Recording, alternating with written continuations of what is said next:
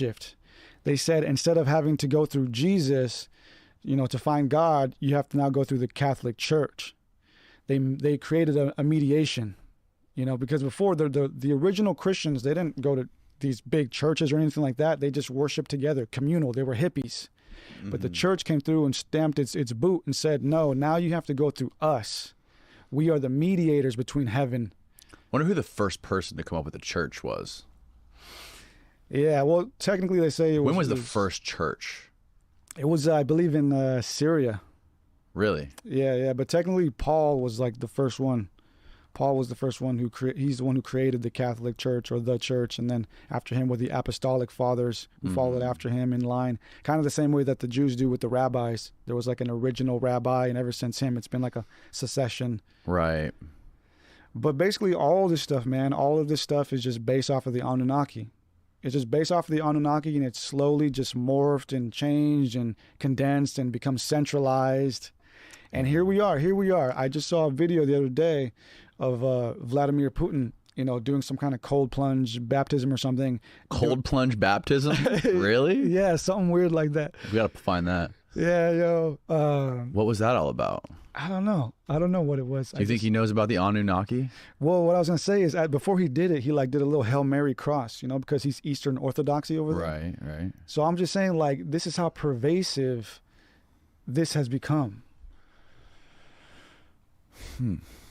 Oh, yeah, wow, look at that. Oh, yeah. Look at that. With a big cross right there. Look at that.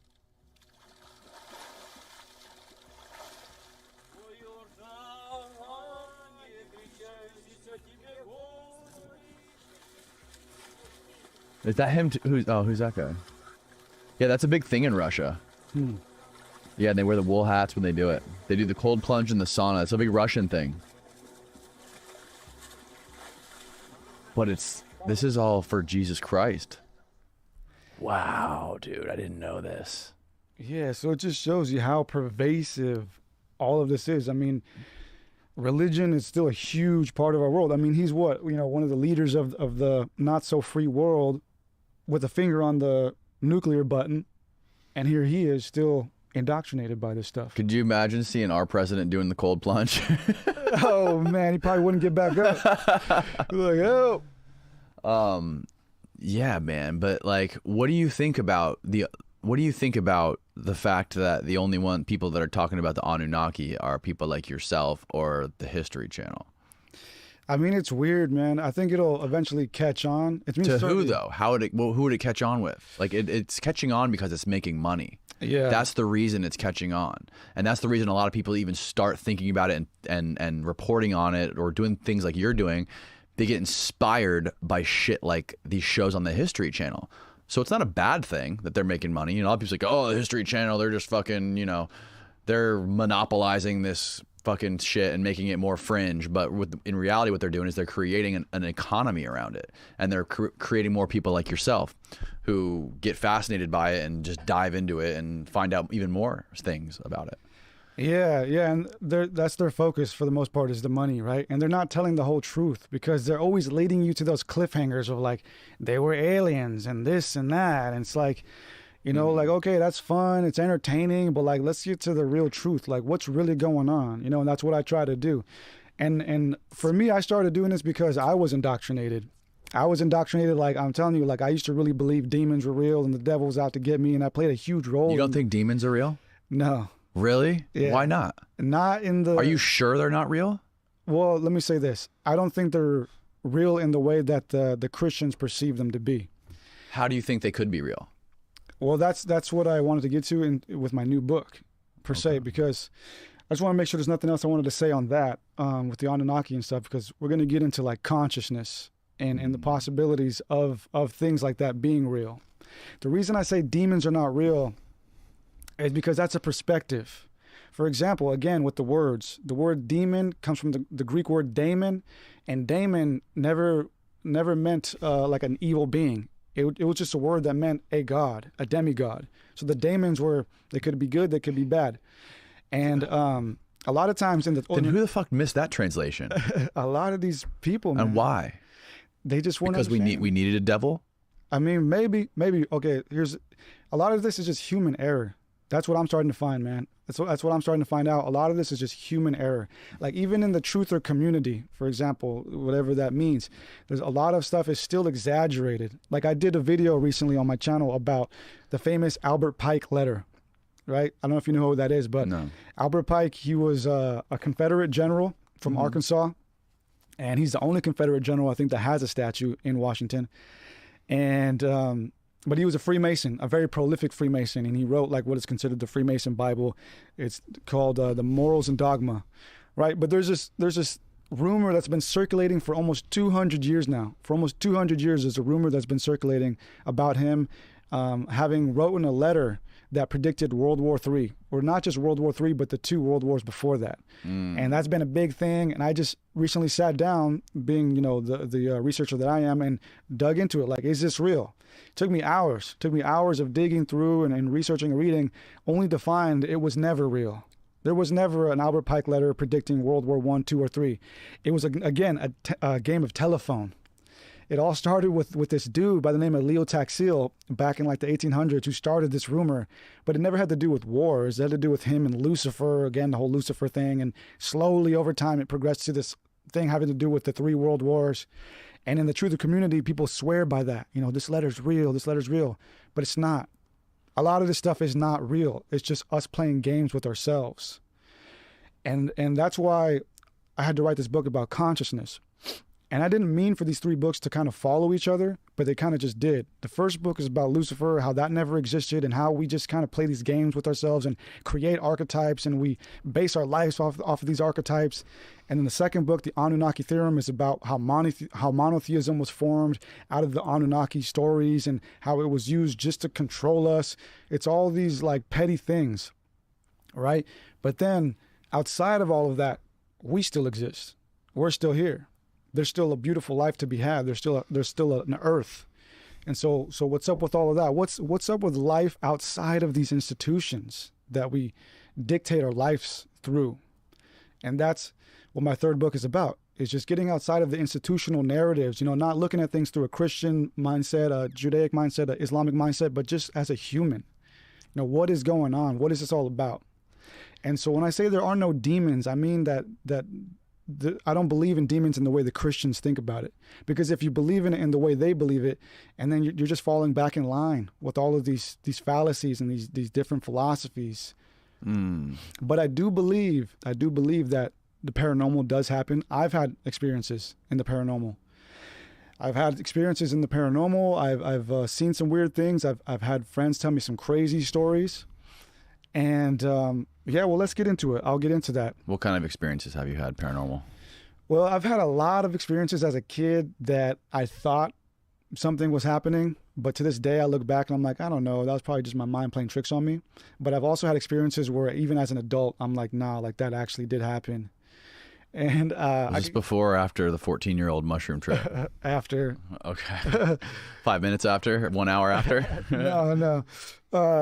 Like, for example, as a kid, like I would just have like weird things, like I, you know, hear noises or thought that I saw something. But I think that was just my mind playing tricks on me, because I like really, really believed that demons were around me and shit like that. You know, it messed with my mind. And before we get into that, let me tell you a quick story. Well, the mind does that shit. Like before we die, the mind, like the pineal gland opens up and we fucking hallucinate before we die. That's what those near-death experiences, or the studies into those near-death experiences are about. Yeah, there was a funny moment in my life when I realized in full circle that I was just tripping as a kid. Cause I was having a conversation with my nephew, who was like, I don't know, like 9 or something at the time. And he was telling me that he was seeing clowns at night, and he didn't grow up religious. You know, he didn't grow up like I did. He didn't know the Bible or anything. He was not religious at all. So, but he was telling me like, hey uncle, like I'm seeing clowns at night. I can hear them. They're in my closet. I'm like, you know, typical kid stuff. And I think at that time is when that whole clown thing was happening, where people were dressing up as clowns, like 2011 or something. Do you remember that? Yes, I do remember that. Yeah. So I think that was messing with his head, and I was like listening to him, like, oh yeah, what's going on? Tell me, you know, just playing therapist. And I'm like, look, listen to me. And I told him, you know, I gave him a whole thing, like, there's no clowns in your closet, nothing's going on. And I gave him the same Bible verse that my mom gave me when I was a kid. And it was Psalm 27. And it's like this empowering verse about, you know, having confidence or whatever. But when I was hearing him talk about this, I started laughing, like not at him, but like internally, like, wow. Because when I was his age, I thought I was seeing and hearing demons. But that was my trauma. That was the thing that I grew up being afraid of. So it made me realize like how powerful the mind is, how powerful the imagination is.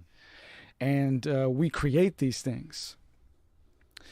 So to get into my third book, which is titled The Crystal Lattice Mind Illusion, I'd like to start with a quote from Carl Jung, right? But before we get into that, I just want to also recap this whole Sumerian thing. The reason that's important, again, is just to understand that our entire world, the entire institutional world that we live in, the corporatocratic world that we live in, which runs off of religion, government, the entertainment business, all of these different corporatocratic industries are based off of just illusions.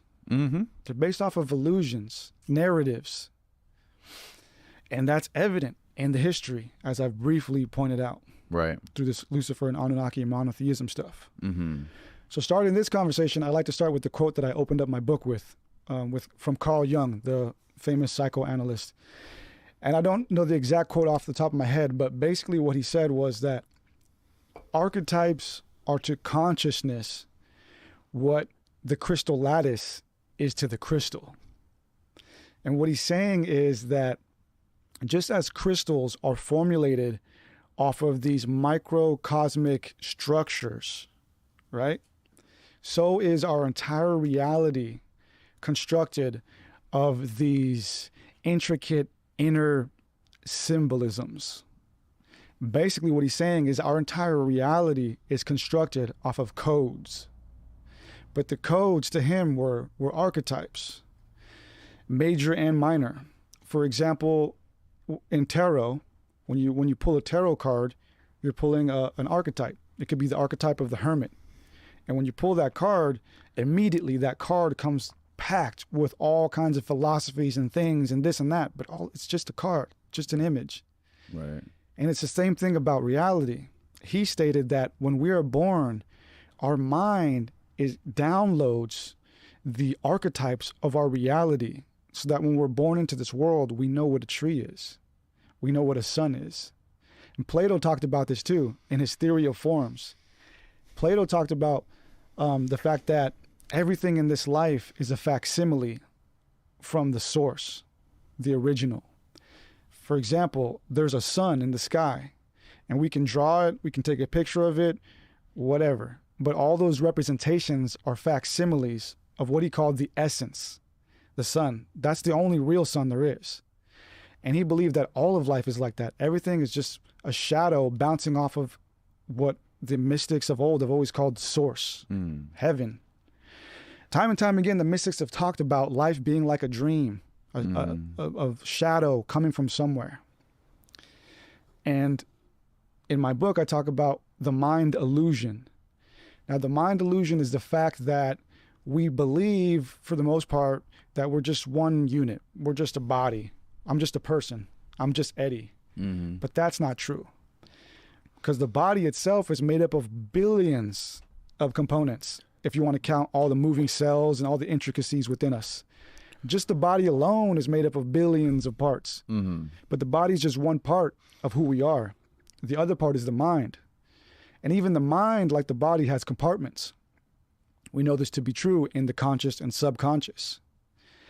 And with that spirit machine that we toggle through in this reality, we have central reality. Central reality is the narrative that is told to us through the central networks, the central institutions. And central reality, for example, would be told to us, or we would be indoctrinated through, for it or to it through like the TV networks, right? The TV networks, the health industry, the entertainment industry, the education industry, the governmental industries, all of these centralized institutions that make up the globalist network are what dictate the central reality. So money dictates reality. That's one part of it. And sex. Yeah, that's one part of it. But what I'm saying is that there's a central reality that we all agree is true, right? But we also have our individual reality, the way that we think about ourselves or the way that we think about life. Well, how do we fit into that? Well, it's a crude system, really, and it's actually a genius system, right? Because this world is pretty big, actually. I mean, it's small, but it's as vast, you know, for one person to move around, right? So the rulers that be, per se, they, in order, like as I just mentioned, they have to find clever ways to control us. And one of the earliest ways they found was religion, right? So the central reality of Judaism is the Torah, right? The central reality of our world is the government. No matter where you're at in the world, the government is always going to be the core of what regulates everything. Right. And that's becoming more and more globalized. And religious. And religious. Politics are becoming religion. Yeah, exactly. And so we have that. Really? No, yeah. Like even like there's two religions in the U.S. right now. It's crazy. What do you mean? As in left and right, both sides of politics. Yeah, absolutely. Yeah. Yeah. See, exactly. So those are central realities. They're creating like these, but it's all just, again, narratives. They're just perceptions, and they're based off of fallacies, illusions. Yeah, but at the same time, we are social animals, and we like to be we like to be in our groups, right? That's how we get security. There's this pyramid this guy explained to me called the creation of a state. And the way he explained it to me was interesting. He says there's three main levels to the pyramid. There's the first layer, which is individualism, right? Where we're all out for ourselves. The second layer is tribalism, where like you and me can be in a group and those people can be in a group. We're both in our own tribes. Maybe I'm a good farmer, I'm a good gardener, and maybe you're a good hunter. So I'll do the gardening and you'll do the hunting. You'll share the meat with me and I'll share my vegetables with you. And we're a tribe. That way, if this guy tries to come in and club my wife over the head and steal her, you'll help me protect my wife, right? Above that, there's the creation of a state where, you know, now these tribes become so big, you have to incorporate things like taxes, and everyone kind of throws into a pool to help each other, you know, to run all of the things that keep our state intact. And, you know, it's like that's how society runs. And it's like we're at the point now where we're too big for our own good, right? This works up to a certain size, like a small tribe. It makes sense where you see everybody, you interact with people, you each have value to each other, right? There's trade-offs. But like right now, we're so fucking enormous. It's like we have to almost faction off into these smaller tribes, you know, like politically even. Yeah. Yeah, I mean, we should. That's the way it should be. You know, that's the way it used to be. You know, we used to have our tribes, our little corners, you know, and we were just friendly or whatever. But over time, specifically during the 20th century, the institutions try to globalize everything and have that monopoly on everything, like just have that net over everything. And I have a documentary on my channel about the Committee of 300 that shows a timeline of the globalist philosophy and how that developed and how we got from, like, for example, Cecil Rhodes to Klaus Schwab, you know, how we got from there to this. And so these institutions, yeah, they're trying to turn us into something that we're not naturally. You know, they're trying to turn us into this one centralized, autonomic, just governmental one world system. When, as you said, that's not how we are naturally. It's not how we act naturally. You know, we have our family systems and this and that, our family morals, our realities. But they're trying to make central reality the one thing. Well, it's also like, it's almost like religion is meant for a smaller group of people. It's not meant for billions and billions of people. You know, it's almost like we're too comfortable. It's too easy for us now with technology, the way technology's evolved, you know, communicating over social media through a computer, people staying at home all day, doing meetings through the screen, not interacting with people. It's like it's breaking down society almost. Yeah, and I don't think that the interconnectivity is like an evil thing. Like, it could be a beautiful thing, you know, and that's like the whole thing in the truth community is like... No, the interconnectivity is the foundation of what we are. Like, that's what we need to thrive and live. Yeah, we're like moving out of this Kali Yuga per se and back into a golden age, right? like as they say, like the Atlantean age, when everything was advanced and interconnected, like we could live on a very beautiful place where everything was more benevolent and more efficient. But unfortunately, the people that are running the world, they just don't have that in mind, you know, like they just want to produce, and they want to keep us as them versus us and stuff like that. You know, for example, like Jeff Bezos, you know, he's got this monopoly on the production system right now, and slowly it's going to probably become even bigger and bigger until maybe there is just one giant company that takes care of all the production. You know, people like him are so weird to me. Like, Yeah. I understand I understand wanting to like have this enormously successful bit. Maybe just because I've never been there, I don't understand it. But like, I understand like creating Amazon, you know, becoming a billionaire even.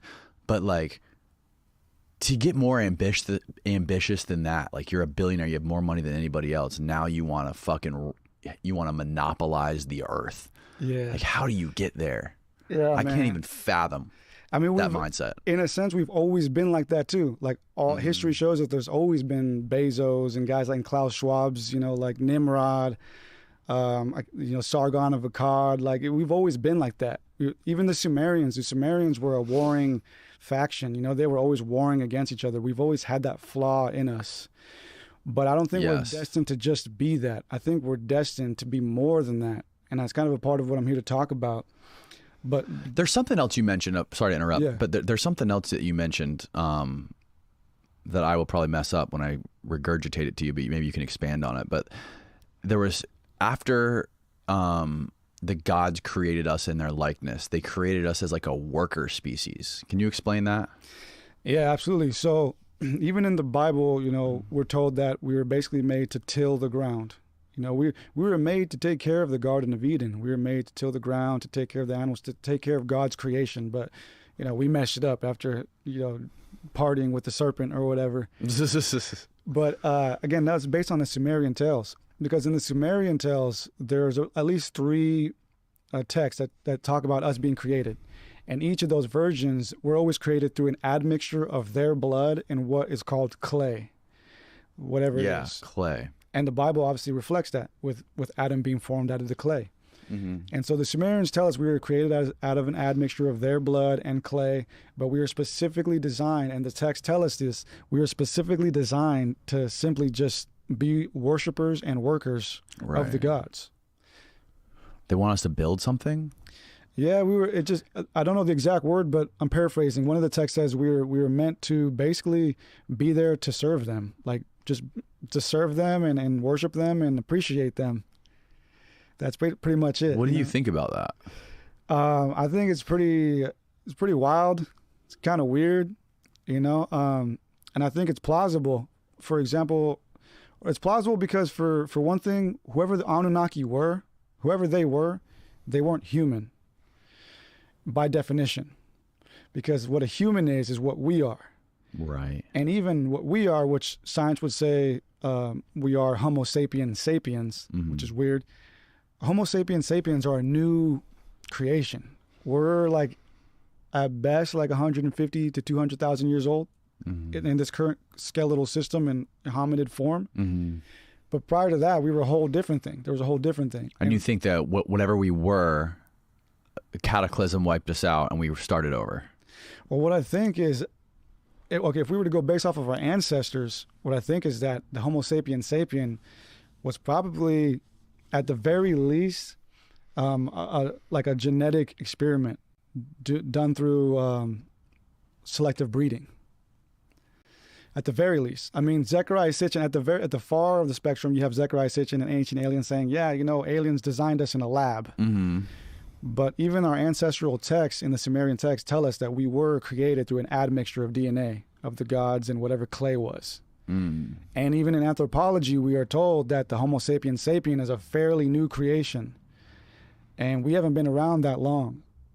So if you take all that together, what I think is, yeah, we're pretty new. We're pretty new. And we were probably designed at the very least through a selective breeding in the same way that we do with plants, in the same way we do with plants and even animals. Like certain dogs weren't around 100 years ago, 200 years ago. Right. Yeah, the lab, or the golden retriever. The golden retriever was created by humans. Yeah. So it's like we are the slave species that are just here to be born, work, and die, and build and create. And that seems like what we're doing. Yeah, man, and that's pretty much all we do, right? But I don't think that's all we were meant to do. Like if you think about AI and like the evolution of AI, all we do is just compete against each other. Whether it be through companies or individuals, we compete to develop better things. Like look at the iPhone, that's a great example, or consumer electronics. It's a great example. Samsung and Apple, they're competing to create more innovative, advanced technology to sell to consumers, right? Yeah. And it's just underneath that is just this labyrinth of workers, whether it be legitimate slaves in China mining lithium or whatever it is, or the people that are sitting behind the desks creating the applications that go on these phones. Yeah. It's like there's a famous quote, I forget who it's from, I forget where I heard it, but it's always stuck in my mind. It's that I think it was an AI person who said this, that we are the sex organs of the machine world. Yeah, I've heard that quote. Yeah. Actually, I wrote an essay for Subtle Body Press, based out here in Florida, actually. Really? Yeah, and it was titled "Technology and the Other Side," and it was just about that. Like we're just bees creating this hyper intelligence. That's exactly the metaphor I use. We're like beavers, we're like bees, we're like butterflies. Like it's in our innateness, our nature to just create technology, and we might not even know why. We might be. We don't know why, but we're creating it. Yeah, and it could be for AI. And the majority of it too is, it's weird to think about, but if you really distill it down, it's all about sex and money. Oh yeah. It's reproduction and money, which goes back to fucking sex. People want money so women will like them and they can fuck. Yeah. I was gonna get into that a little bit here, but yeah, getting back to the consciousness thing, and this kind of goes with it, right? We have the conscious and the subconscious, and as you're saying, there's this drive that's pushing all of this, and it's subconscious. The subconscious is what drives most of this. And what's interesting is that the subconscious is where the program really begins. But just to close what I was saying about central reality, we have this central reality, right? This governmental, globalist institution that tells us what is what. But that's just an illusion. It's just a program, right? And then we have the subconscious program. Mm-hmm. And in the subconscious is where all of the programs individually or collectively begin. And we know this because it's difficult for us to change our lives, whether that's, eating better or not doing drugs or whatever it is that you want to do that you feel bad about neglecting every day. The reason it's difficult to do those things is because you can't just do it consciously. You can't just rely on your conscious mind to say, if it was that easy, we would all be living our highest selves. If it was that easy to just say, I want to do this and I'm going to never do this again, then we would. But it's not easy because our subconscious mind is where the program really is. And that's what Freud was all about, right? He talked about the subconscious mind. And then who was Edward Bernays? I think it was his cousin. Nephew. Who's his nephew, right? That was a fascinating documentary from, what was the guy's name? The BBC guy who did that documentary, Adam Curtis. All about Edward Bernays and Freud. And he did this. He created this. He worked for, I think, one of the biggest. He created the advertising agency. He created advertising in America, right? Consumerism, and he was doing these focus groups for, I think it was Betty Crocker. I don't remember, Betty Crocker maybe. And he was doing focus groups because these cake mixes weren't selling, right? They were selling these like boxed little instant cake mixes, and they did a study group with these housewives, and he was studying their mind and asking them things, and they were feeling inadequate at home because they didn't feel like they were contributing enough. They felt worthless when they were creating this cake because they didn't, like, it's not like they didn't create it, right? They felt like they didn't contribute enough to it. So what Bernays thought of for Betty Crocker was, we'll just say on the instructions, you got to add an egg. So now they feel like they're making this thing, and they felt more fulfilled as housewives. Yeah, it's such a weird thing about the subconscious mind, and how it works and how it sells, and it all goes back to consumerism and money. Yeah, it sucks how simple we are. Yeah, And even, have you ever seen the show Westworld on HBO? I haven't, but I know about it. Yeah, there's a great quote in that movie too. where he's talking to the guy who creates Westworld. He's talking to one of the ladies that worked for him, and he talks about human consciousness. And he says, look at the Eiffel Tower, look at the Mona Lisa, look at Mozart, and all it is peacock feathers. The human consciousness is just an elaborate mating call. All these brilliant creations throughout humanity. That's all it is. Peacock feathers. Yeah, I could see that. That's pretty amazing. Yeah, and I get into that into the book too. Is like we have these different facets, and as the ancient texts tell us, like we were designed to just be these simple biological AIs who are just here to eat, sleep, and fuck, you know. But I do believe that we can be more than that, and I'll get into that. I think that whatever created us, like the grand creator, had it in its mission for us to eventually evolve and upgrade. Now, we weren't always meant to just be these little things, but it's the rulers of this world, the controllers of this world, that want us to stay in that role of simply just reincarnating through samsara, just to be these little, biological automatons. Mm-hmm. But we're meant to be so much more than that, and the universe and nature tells us that. I'll give you an example. So we have the mind illusion part of all of this, right? Again, so we're not just a body; we're obviously a mind as well. But both of those compartments have their own facets too, which are complex. But apart from the mind illusion, we have the crystal lattice part of this. Yeah, what is crystal lattice? So a crystal lattice in physics is basically just the most minute three-dimensional unit that makes up a crystal. Okay. So it could look like a cube or like a tetrahedron or something, but it's an actual like minute formation of particles, the most minute unit. Okay. Right? And that's what Jung was saying in that quote that I said earlier about reality, is that all of reality, the physical reality and the mental reality, is made up of lattices as well. So it's all a simulation in that sense. So the crystal lattice part of this physical world is the fact that even nature is built off of these micro cosmic structures that are systematic and geometric. For example, we have the Fibonacci sequence.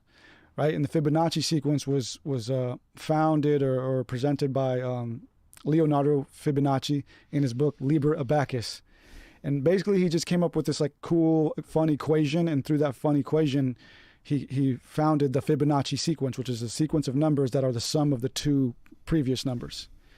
But what scientists found later is that when you input those numbers or that sequence into nature, we find that all of these natural growth patterns that are around us run off of this system, and they run off of codes, very specific codes. And so nature around us may look like it's flowy or it's random or it's chaotic, but when we really study nature and how it grows from seed to full form, mm-hmm. it's all growing off of a system of codes, a system of very set, rigid codes. And that's evident in the Fibonacci sequence, but it's also evident in the golden ratio. And the golden ratio, which is 1.618, is the ratio that all of the Fibonacci sequence numbers harmonize to. And when we input the golden ratio again into like nature or whatever, we find again that equation, that those numbers, that set of numbers and equation is all around us. It's in our face, it's in our body. So the human body, as weird and oblong as it may seem, for the most part, is actually carefully designed through these code systems. So the moment a woman gets pregnant, from conception to being birthed, the human baby is being formed through a system of codes and geometries. And the example of that would not just be the Fibonacci sequence and those numbers, but also the fact that when we become an egg, we're like this little circular egg thing. And then the circular egg duplicates and duplicates, and that's geometry. Those are sacred geometric symbols. Mm. For example, the flower of life is actually a symbol of that, of the symbol of the egg duplicating into all these other little circles. And the fact that it takes a baby exactly 9 months, give or take, to be born is another example of how all of life is based off of systematic numerical codes and geometry. The codes would be the equations and the numbers and the dates that it takes for things to form. The geometry would be the abstract final form of what these equations are. Example again, Can you find like a diagram of this Fibonacci sequence? I feel like that would be a good thing Yeah. to look at while you're talking about this, because this is hard to wrap my head around. Yeah, so originally he started off by talking about rabbits mating. So that is the Fibonacci spiral. So if you input the Fibonacci numbers or the sequence into nature, it's going to create that spiral growth pattern. So if you That first one on the left? yeah. So if you input the numbers, the sequence into nature, it'll create this growth pattern, this fractal growth pattern that we see in a human fetus. A human fetus starts off in that form, curled up in a fetal Okay. form. Galaxies, for example, galaxies follow this sequence. Wind patterns, everything. It's almost everywhere. Right. But he started this off. Yeah, that's what a hurricane looks like from above. Yeah. If you go a little bit down, see that pyramid right there? Yeah. So that's like an actual representation of the sequence. So it's every number is the summation of the two numbers before. Every number is a summation of the two numbers before. Okay, got it. Right. Wow. Yeah. And so that is the So who lattice. came up with this? Leonardo Fibonacci. Oh, Leonardo, you said that. Yeah. In his book, Liber Abacus. Yeah. So this is the lattice that is in nature. Right. So you look at a tree and it just looks like a flowing tree. It's all chaotic. It's got branches going everywhere, but it's actually beautifully designed that way through a code system. And so all of life around us is built off of code systems. This is apparent in technology too. We ourselves encode things. We know how to do that ourselves. A laptop, a computer, this microphone, it's all built up of smaller components. And then the more and more you go into it, you just find that it's particles, lattices of particles creating this stuff. So that's in part the crystal lattice mind illusion, the fact that we are more than our body, we are also a mind, and that all physical reality is comprised of these lattices, these codes that create it. And we are also pieces of a bigger piece, right? We're also little particle lattices, or what is the word again? Yeah, lattice. We're lattice to something bigger than us. Exactly. And I wonder, what is that? Yeah, that's the big question, and we can get into that later. But before we do, I want to talk about DNA for a little bit. So there's a recently new theory about DNA. For the most part, people thought that DNA was what created genes, that DNAs were the cause of genes. But Rupert Sheldrake, if you want to pull him up, Rupert Sheldrake, he talked about what are known as morphogenetic fields. And morphogenetic fields is a new theory for how DNA and cells are formed. He simply It stated, popped up. The suggestion popped up when you clicked on his name in the search, and you know how like it suggests things. Yeah, morphogenetic fields down there. yeah. So he simply looked at a cell and said, DNA can't be the constructor of a cell because DNA comes as a part of the package of a cell. See what I'm saying? It's like the DNA is already a part of the cell. DNA simply decides what traits the cell is going to give off. So he theorized that there's a whole other force or field that is actually creating cells, and he called that the morphogenetic field. There's an invisible field that actually resonates cells into existence. It's kind of weird, but if you were to imagine, if we were to go into the microscopic world, into the world of cells more or less sort of just resonate into appearance from somewhere. And that's what he called the morphogenetic field. And I want to start with that because it's not far-fetched, because everything around us already operates in that way. In physics, we have what are known as the four fundamental forces. The electromagnetic force, which is invisible, but we know it exists, right? You can get a magnet, you can see it push things around. Right. That's one force. And then we have the strong nuclear force. The strong nuclear force is what holds things together. It's what holds atoms in place. And then we have the weak nuclear force, which is what causes things to decay. So it causes emissions. It's what causes combustion in the universe. And then we have the fourth, which is the gravitational force. This one is still theoretical. Einstein is the one who kind of like came up with this. But gravity, we can't measure gravity yet. We can only measure it through its effects on other things. We know it's there, but we can't see it even with our apparatuses yet. Mm-hmm. And what gravity does, it sets everything into motion. It's all about mass. It's in the mass, but what it does, it sets everything into motion. It's what actually sets the clockwork into motion.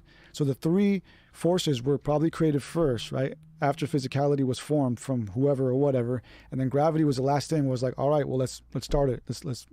Let's get it going. You know, let's press the start button, right? Because it's the clockwork force. It's what makes everything start moving. Right. And gravity and time are very intertwined. Yeah, exactly.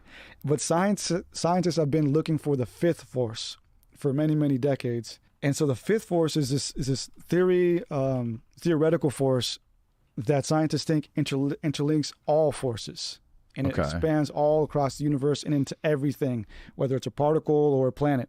And some scientists think that they have found it. Gravitational time dilation occurs because objects with a lot of mass create a strong gravitational field. The gravitational field is really a curving of space and time. The stronger the gravity, the more space-time curves, and the slower time itself proceeds.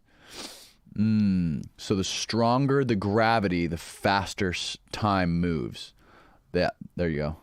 Yeah, man. And I am not a scientist, man. That's why in the movie Interstellar, when they go to that other star, they go to that other that planet on that other star, there's like very little gravity there, and that's why time, when he comes back, he's the same age, and his daughter's like 90 years old. Yeah. It's wild, huh? But yeah, I'm no scientist, man. Like I just love researching and reading and stuff. So I had to read so many thick like pieces of material to like just barely wrap my head around some of this stuff. But I started to see the full picture, right? I started to understand what's really going on here, you know? So yeah, this fifth force, scientists have been trying to find that. It's also known as the unified field. And some people think they've found it. Like for example, in 2022, we found a new particle called the X17 particle. And they think, oh, that might be the fifth force that's actually like interconnecting everything, but we've still yet to find it. But what's interesting is when we read all the ancient texts, we kind of get an idea how all of this began, right? What we know for sure is that we're here, right? We're here, things are physical or whatever, we're here, but how did we get here? Who created us? If we go and read all the ancient texts, we find three key similarities. Whether we're reading the Enuma Elish, the Egyptian creation text, or the Rig Veda by the Hindus, they all say that it all began in a watery darkness. There was some kind of watery darkness, and then from the watery darkness sprang forth the first mind, the first consciousness, and it was a self-created androgynous mind. And then that mind then created the physical world, but it created the physical world through sound, through resonance. For example, in the Torah, God said, "Let there be light." And in the Nasadiya Sukta, in the Rig Veda, we're told that this God basically spoke life into existence. In the Enuma Elish, we're told that nothing had yet been named, right? And in the Egyptian text, we're told that Atum, the first created consciousness, spoke life into existence. So this idea of word bringing life into existence is important, because all word is just vibration coupled with meaning. So we started off in this etheric field of watery darkness, a force field, and then the first mind, and that first mind then created everything through the imagination and word. So whoever the creator is so powerful that it can create through just thinking and stating. And we have a microcosmic attribute of that. We have imaginations, we can think things, and we can create the things we think. So we're a reflection of our own creator. We have that power to think and create. What is the story about the Atlanteans? So that one, again, it's one of these telephone things. Okay. So Atlantis was told to us through Plato. Right. Plato. So in what is known as his Timaeus and Critias texts. And we learned through Plato's text that his uncle or some Greek by the name of Solon. Solon, right, god of the sun. Yeah, Solon heard it through an Egyptian priest. But the moral of the story, people think that the story has to do with like this big, like, you know, like city or whatever that had flying cars and golden buildings or whatever, you know. People think that Atlantis has to do with this lost golden age. But the moral of the story, if you actually go and read Critias and Timaeus, is that this Egyptian priest was telling Solon that the Greeks are infants in history, that they don't even know the vastness of their own people. And this Egyptian priest tells Solon a story that they don't know. And the story is about this island nation, the Atlanteans, who used to be benevolent. They were like benevolent, high moral, but got too rich and snooty and kind of like, destroyed it all and decided to venture out to the neighboring kingdoms to go subjugate them and kill them. But it was a band of ancient Greeks who actually drove them back to Atlantis and fought them off and saved all the neighboring countries. But those warrior Greeks unfortunately fell with Atlantis after it sank. And so what the Egyptian priest was saying, the moral of the story was, you Greeks are arrogant in thinking that you're some high civilization. You're an infant compared to my people. And you don't even know the history of your own warriors who fought back against the Atlanteans. That was the moral of the story. Basically, it was just, don't be arrogant in thinking that you know everything and that your civilization is the greatest when you haven't even studied your own history, let alone the history of those around you. Don't fly too close to the sun. Yeah. Have you seen like the videos of people talking about like where Atlantis is, like the Eye of Africa? Yeah. The guy Jimmy Corsetti talks about it a lot, and he like shows the evidence that was Atlantis. Yeah, that's cool stuff. I mean, I did a little video on Lemuria, which is always coupled with Atlantis. And Lemuria, again, a telephone thing. Like, if you go into the spiritual truther community, they're always like, oh, I'm a reincarnated Lemurian or whatever, But Lemuria was hypothesized by a zoologist in like the 1800s who realized that there were similar lemur bones off the coast of Madagascar and India. So he postulated that there might have been a land bridge at some point in the Indian Ocean, and he called it Lemur or Lemuria because of the lemur bones. So it's like, I just thought that was funny. Like, you got all these people call themselves Lemurians, but it was all just named after lemurs. Yeah. So it's just fascinating stuff. People like exaggerate it, like they like to get all into it and all that stuff, fanatical, But yeah, it's so interesting to me how all these ancient stories and stuff tie back to cataclysms. It's so fascinating to me. Yeah, man. Yeah, and that really happened. This Earth has shifted many times. If you want to believe in plate tectonics or whatever, like the formation of the countries right now is fairly new. There used to be a Pangea. There probably were several Pangeas. And there probably will be another one at some point. What is this? The land bridge? That's wild. So this thing follows all the way that picture, that little map they show, that's what they predict it will look like. Dude, that's insane. That's wild, yeah. Yeah, and see people, 1,000 years from now will be like, oh yeah. Look at that one. Click on the one on the bottom right. Like, I'm a ancient reincarnated Ethiopian or whatever, because it'll be under the ocean. What is there's like a statistic of like the number of species that we still haven't discovered that are under the ocean. Oh, I don't even want to know, dude. The ocean freaks me out. And then if like back in the day, they would, they think in the times of antiquity, they thought that there were sea monsters. Now we have names for them because we study them. We're more advanced, Yeah. It's interesting. Yeah, and that's kind of what I do too, man. It's like study these quote unquote archetypal monsters or things that we fear, like Lucifer and stuff like that. It's like the more you just really study things unbiasedly, the more we can mature as a whole people, Yeah. That's my goal with this, man. It's just to like look at things maturely, like what's really going on, what's the real history, what's the real definition, so that we can move forward. I want to bring up Alfred Wallace. Okay. So a lot of people know Darwin, for example, right? Everybody knows Darwinism, theory of evolution, but very rarely do you come across somebody who knows Alfred Wallace. And Alfred Wallace was actually the co-founder of the theory of natural selection and basically Darwinism. Okay. He was friends with Darwin. He helped Darwin create this theory. But Alfred Wallace later renounced his belief on evolution when it comes to the mind. He realized that the evolution does not explain how the human mind came into existence. It's way too complex and it's way too abstract to have been a necessity for just some hominid. Like the fact that we can imagine things and create them and create languages and symbols and all this stuff that's not useful for somebody who just needs to hunt and fuck. So, and he was going to seance parties too. He was kind of a trip, dude. He was going to like seance parties and was witnessing the most weird shit. What's a seance party? So these were big in like the late 1800s, where people would come and like they'd basically try to summon spirits and like demons and shit. And, Damn.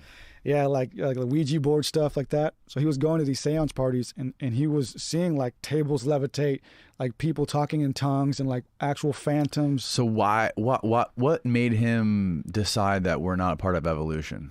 Well, after going to these seance parties and just kind of like, analyzing the human mind a little more, he just concluded for himself that evolution doesn't explain the human mind, how it developed. Because evolution only explains how like rudimentary, necessary things in nature evolve, adaptations. But the human mind is not necessary, like it's not necessary to just eat, sleep, and reproduce in the complexity that we have it today. And the thing is too, is even anthropologists today state that the current consciousness that we have is new. According to how we analyze art and everything, like it's only about 50,000 years old. Prior to about 50,000 years ago, we didn't have consciousness in the way that we have it today. So it's almost like something upgraded it. And that's kind of what I'm saying. It's like, yeah, we might have started off as like these slaves for the Anunnaki or whatever, these Neanderthals, but something caused an upgrade. And Terence McKenna would say that upgrade was mushrooms through the stoned ape theory. The stoned ape theory, yes. Explain the stoned ape theory for people who don't know what it is. So the stoned ape theory, proposed by Terence McKenna, is that at some point in our caveman history, we started following around certain animals who were pooping, and through their poop, mushrooms were growing. And as we followed them around, we started, getting curious and started eating the mushrooms. And after we had these like very potent psychedelic trips, we started to formulate language. We started to speak and we started to see things in a new way. And the mushrooms helped us create abstract thinking. And apart from the stoned ape theory, and also in that theory, Terence McKenna states that our brains doubled in size. Our brains doubled in size, which caused a consciousness upgrade. But even in anthropology, just mainstream anthropology, we are told that our pre-Homo sapiens sapien ancestors were non-linguistic hominids.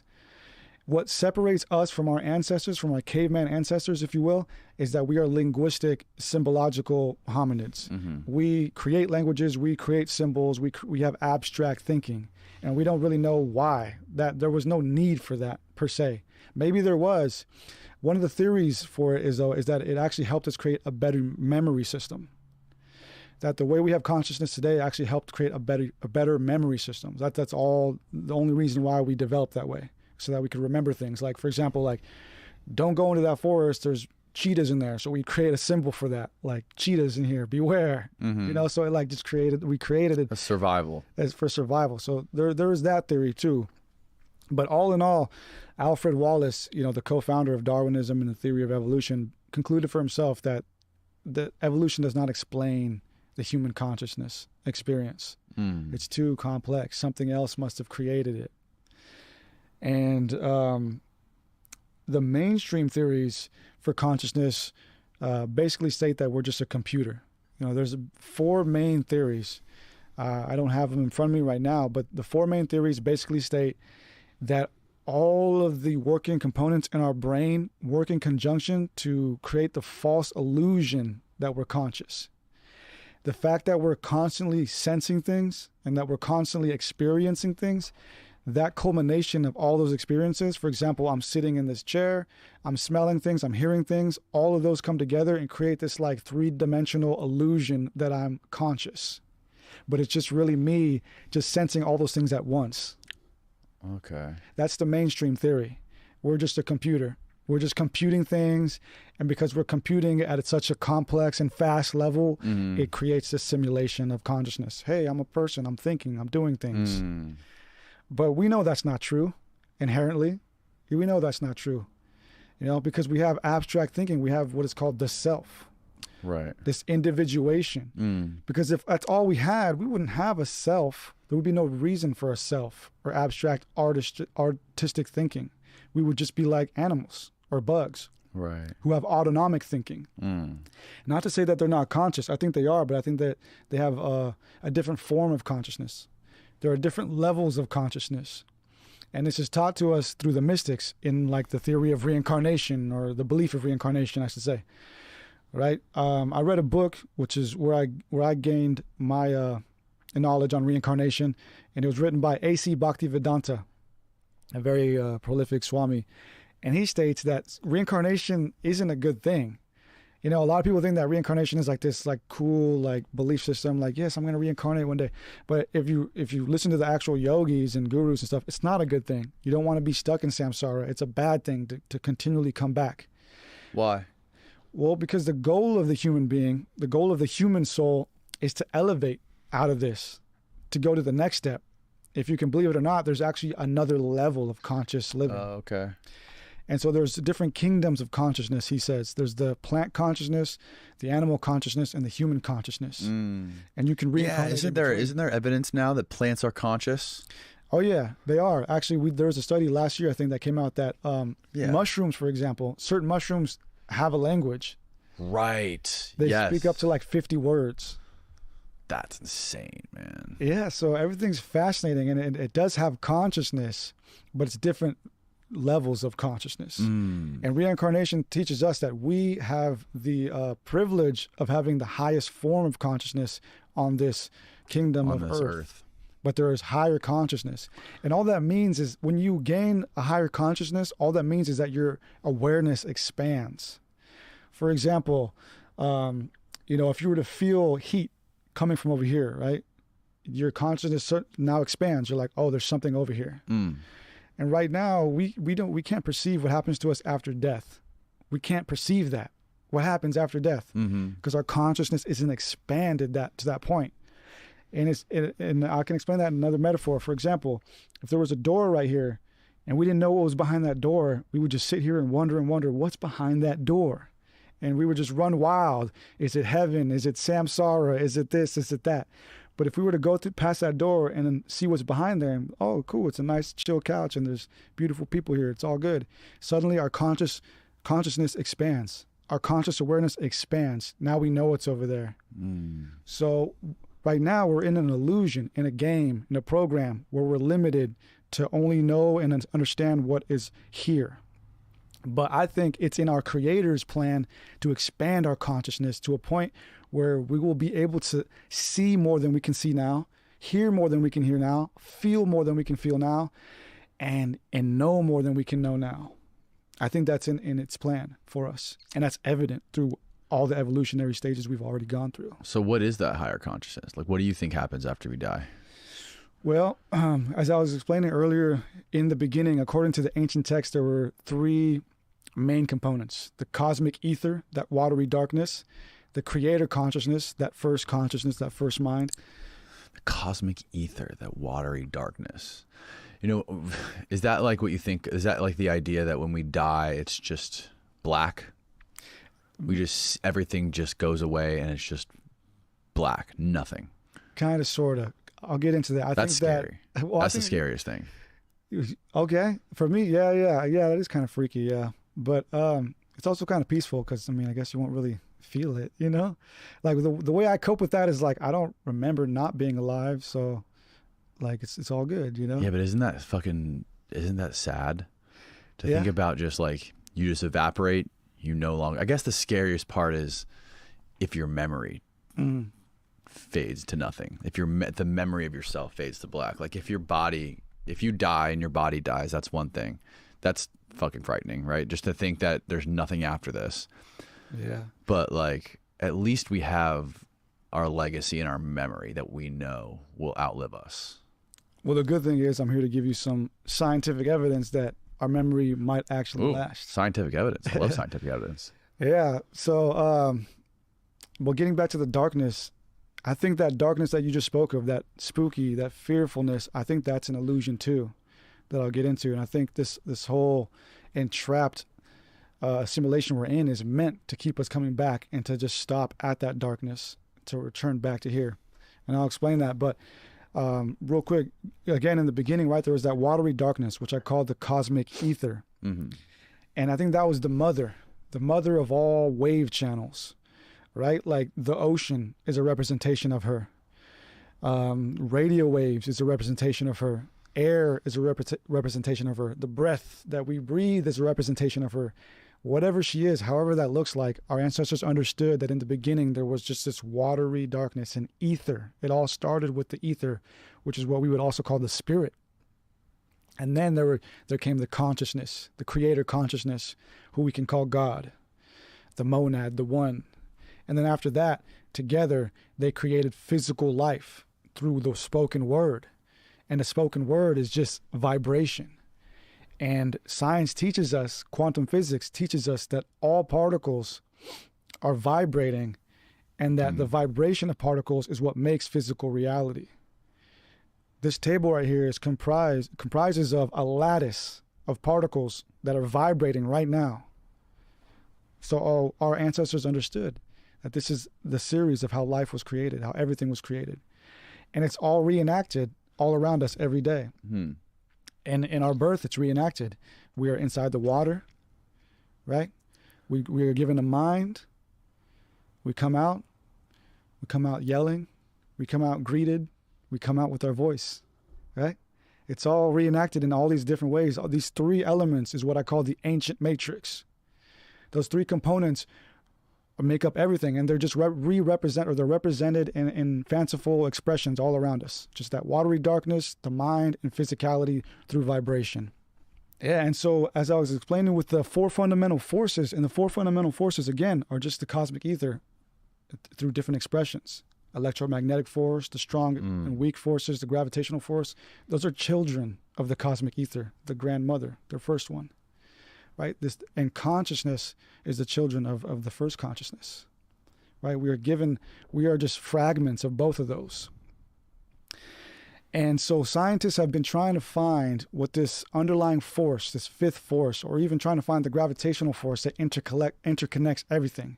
They've been trying to find that for decades. And two scientists, for example, Vernon Knepp and Ed Close, came up with a theory. I have it here. It's a weird theory name. By the name of the triadic dimensional vortical paradigm theory. They came up with this in 2011, and these guys are well vetted, a bunch of publications, real scientists have been around many, many days. And in this theory, they realize that the current model of physics can't explain our world. It can't explain our world because when we start to look at things at the quantum level, there are anomalies that the current model can't explain. When you look at things at the microscopic level, at the particle level, they start to break the laws of physics. So how can the things that make up the physical world break the laws of physics? It's an illusion, right? It's all an illusion. And so they came up with this theory and realized that we live in 9 dimensions. They think that we live in 9 dimensions, but those 9 dimensions are inside of an infinite dimension. So this is what Billy Carson was talking about, the 9 dimensions. Yeah. So these guys are the ones who came up with it, Vernon Knepp and Ed Close. Okay. Yeah, old dudes, been doing this for decades. And again, I'm not a scientist. Like I had to reread like a few of their papers to like even begin to understand why this makes sense. But what they realize is that the modern model of physics can't explain quantum physics. It can't explain how things work at the particle level. So something else needs to a different model needs to be constructed to explain this. And what they realized is that there was at least, I think, like 48 anomalies that the current model cannot explain. And one of those, the only one that I could really wrap my head around was the Cabibbo angle. I don't know if you want to look that up. What is the Cabibbo angle?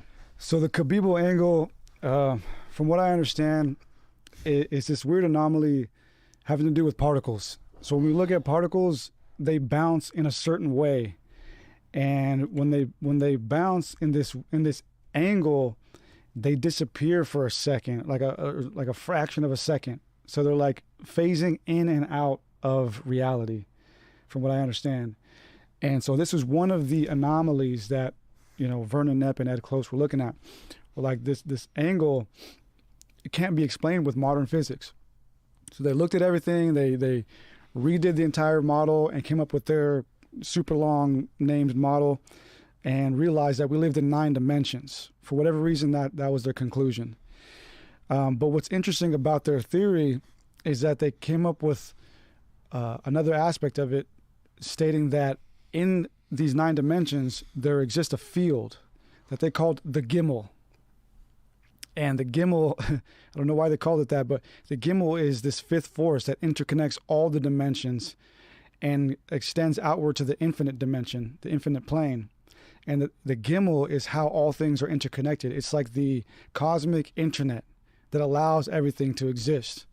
It sustains everything, right? And this goes back to the ancient matrix with the watery darkness, the cosmic creation, and the vibration. You know, there are those 3 elements exist inside of everything, and they stretch across everything, and they sustain everything.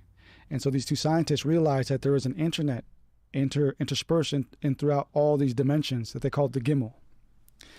And that's important because this goes against materialist science, you know, Einsteinian science. Einsteinian science states that all this is just physical. This is just a table. I'm just a body. I have a brain. Right. My brain makes up my mind. But scientists like them and other scientists are starting to realize that it's actually the other way around. That it's consciousness that is creating all of this. So that 5th force, that underlying force that we've been looking for, is consciousness itself. That's what we're starting to realize. There's a vast internet of an etheric consciousness that we all tap into. And it's that internet of consciousness that allows us to toggle into this reality.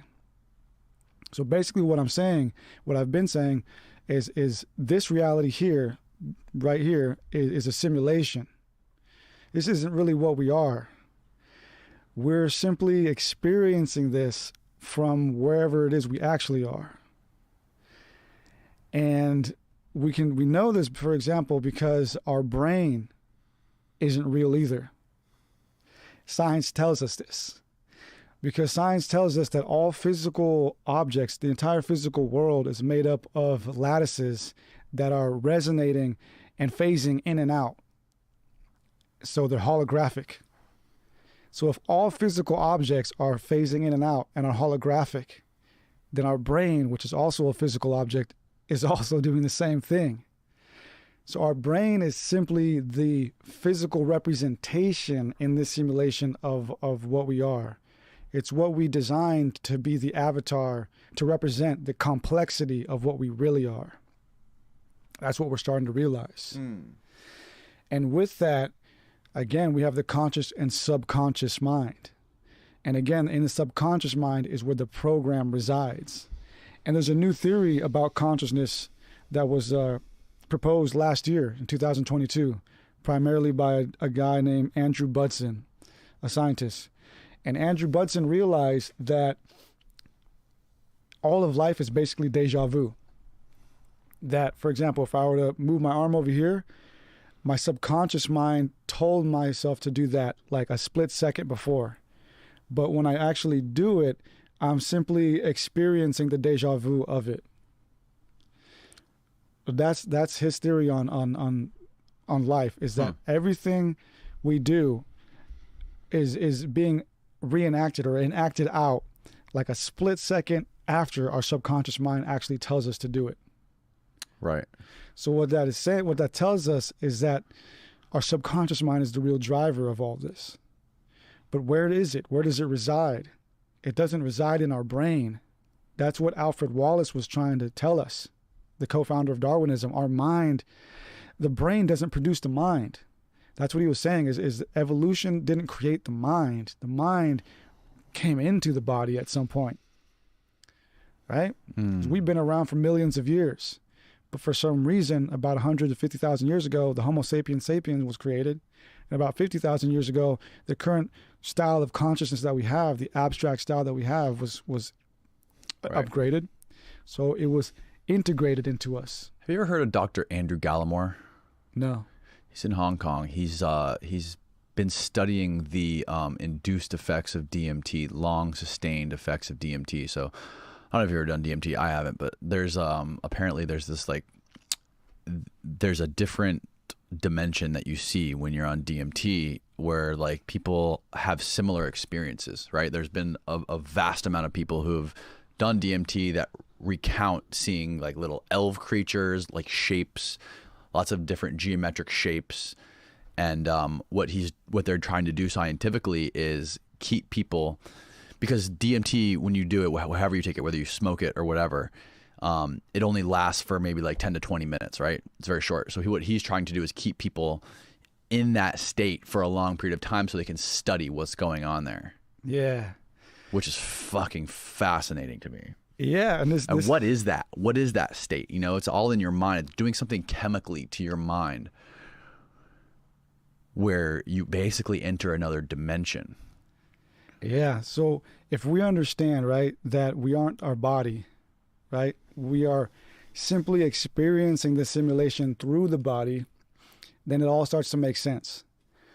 Yeah, the body is our lens to seeing whatever this is. It's constructed inside of our brain. Yeah, so and it's different for everybody. Like people like vision. Vision is very different for different people.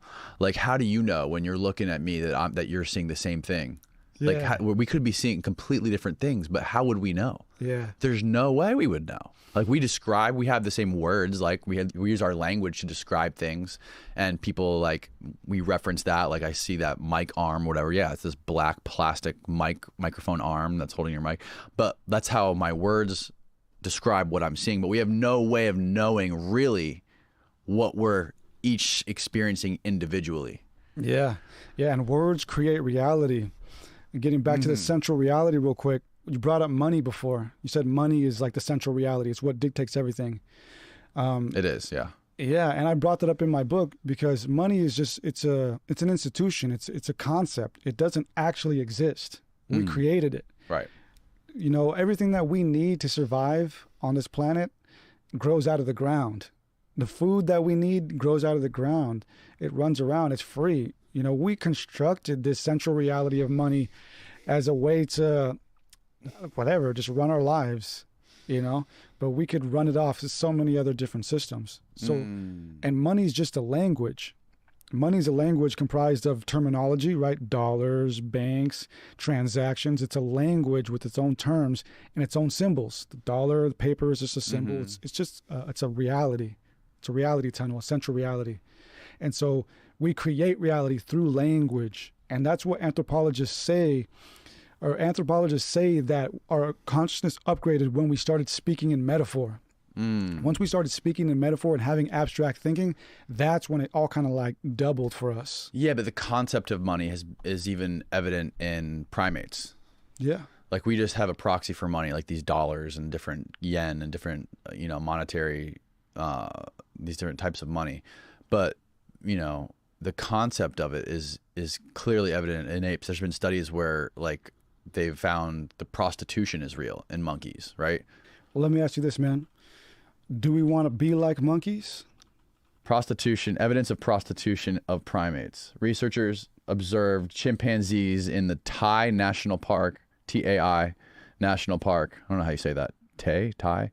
And concluded that a form of prostitution exists among chimpanzees in which the females offer sex to the males in exchange for meat, right? Smart monkeys. And it's the same way that human beings are, it's the exact same thing. Females are attracted to males not just for physical features, but for being able to provide security and create a family and to raise kids. Hey, man, they got right. Only bananas. Yeah, only bananas, right? Shit, man. Yeah. Well, that's what I'm getting at, man, is like, do we want to be like apes, right? No, we want to evolve. We want to get better. Yeah, we want to get better. And so right now, we're starting to realize that we're more than this body. We're more than just Anunnaki slaves, right? And that's evident in quantum physics. And it's evident all around us. And to sidetrack from consciousness real quick, let's just talk about the energy grid around us that I think we are meant to tap into, right? So right now there's this whole craze going on with UFOs. We're seeing them all over the news, which is wild. I never thought I'd see the day where UFOs were normal on national TV, right? And we're being told that these tic-tac UFOs or whatever are defying the laws of gravity. Whatever they are, whether they're man-made or not, they're defying the laws of gravity. How are they doing that? Well, anti-gravity technology has been experimented on since the 50s. This guy doesn't know what he's getting into, does he, Jordan? Oh, shit. We just did a fucking 4-hour episode with the physicist talking about this stuff the other day. Really? Oh yeah, it blew my fucking mind. Hell yeah. Was he saying it's like real or like what? Like anti-gravity? Yeah, it's been being studied for a long time. He has lots of different theories, but it really took my fucking head for a whirlwind. But he's talking about light propulsion too, so it's like he's really going deep on this stuff. But there's like levels and levels of psyops and government cover-ups and, you know, dark research that's going on. But anyways, sorry to interrupt. No, you're good. Well, that's fucking dope. I can't wait to watch that. But yeah, I mean, as you already know, this studies on anti-gravity have been going on since the 50s. And primarily they started with George S. Trimble, who was the head of the Research Institute for Advanced Study. And he put together a research team back in the 50s, some of the top scientists in the country to study this stuff. You're talking about ARPA? Oh, DARPA? Yeah. Well, it was first ARPA. They changed it to DARPA later. No, this is RIAS. Okay. RIAS. Okay. But anyways, so George S. Trimble with RIAS and that whole group eventually became Lockheed Martin and Skunk Works, which is like these people at the head of all this stuff right now. And one of the former heads of Skunk Works or Lockheed, Ben Rich, he was the guy who said that, you know, we now have the technology to take ET back home. And he was asked, well, how does this technology work? How does anti-gravity technology work? And he kind of just slyly said, well, do you know how ESP works? And the interviewer said, all points in the universe are connected. He said, exactly. So this is kind of what I've been trying to build up to, is like everything in this physical world, in this material world, is connected through lattices, smaller lattices that fractal out into a larger lattice, and they're all interconnected through an internet of force, a force field. And if we tap into that force field, then amazing things can happen. It would be like driving a boat through the ocean that runs off water. It could just run forever because it would just be tapping into the water that it's using. It's the same thing. If we found a way to tap into the 4 fundamental forces of the universe, or light, like this guy said, if we found a way to tap into the space-time metrics that are around us right now, existing as invisible fields, which are energy sources, we could create propulsion systems that could take us from here to the other side of the universe, no problem. What do you think those Tic Tac objects are that the pilots are seeing? I'm gonna just go with false flag on those ones. I don't actually know. What do you think it is? What do you think it is? It's Tinfoil either, hat. It's either China, or it's Blue Beam holographic. Yeah, I think so too. There's lots of different top secret projects that have been worked on by those companies and from DARPA. But even if that was anti-gravity, saying it wasn't hologram, saying it is like some sort of anti-gravity technology, like that guy Bob Lazar claims to be real. Yeah. If it was aliens, how did they get here? Even if you were moving that fast, it would take you hundreds of thousands of years to get here from another star. Yeah. Well, see, that's my thing, is like I don't really follow the usual narrative with the aliens anymore. With the Greys, the little bulbous guys, bulbous headed guys. I used to think that the Greys were like real, right? But I kind of view them differently now. Why don't you think they're real?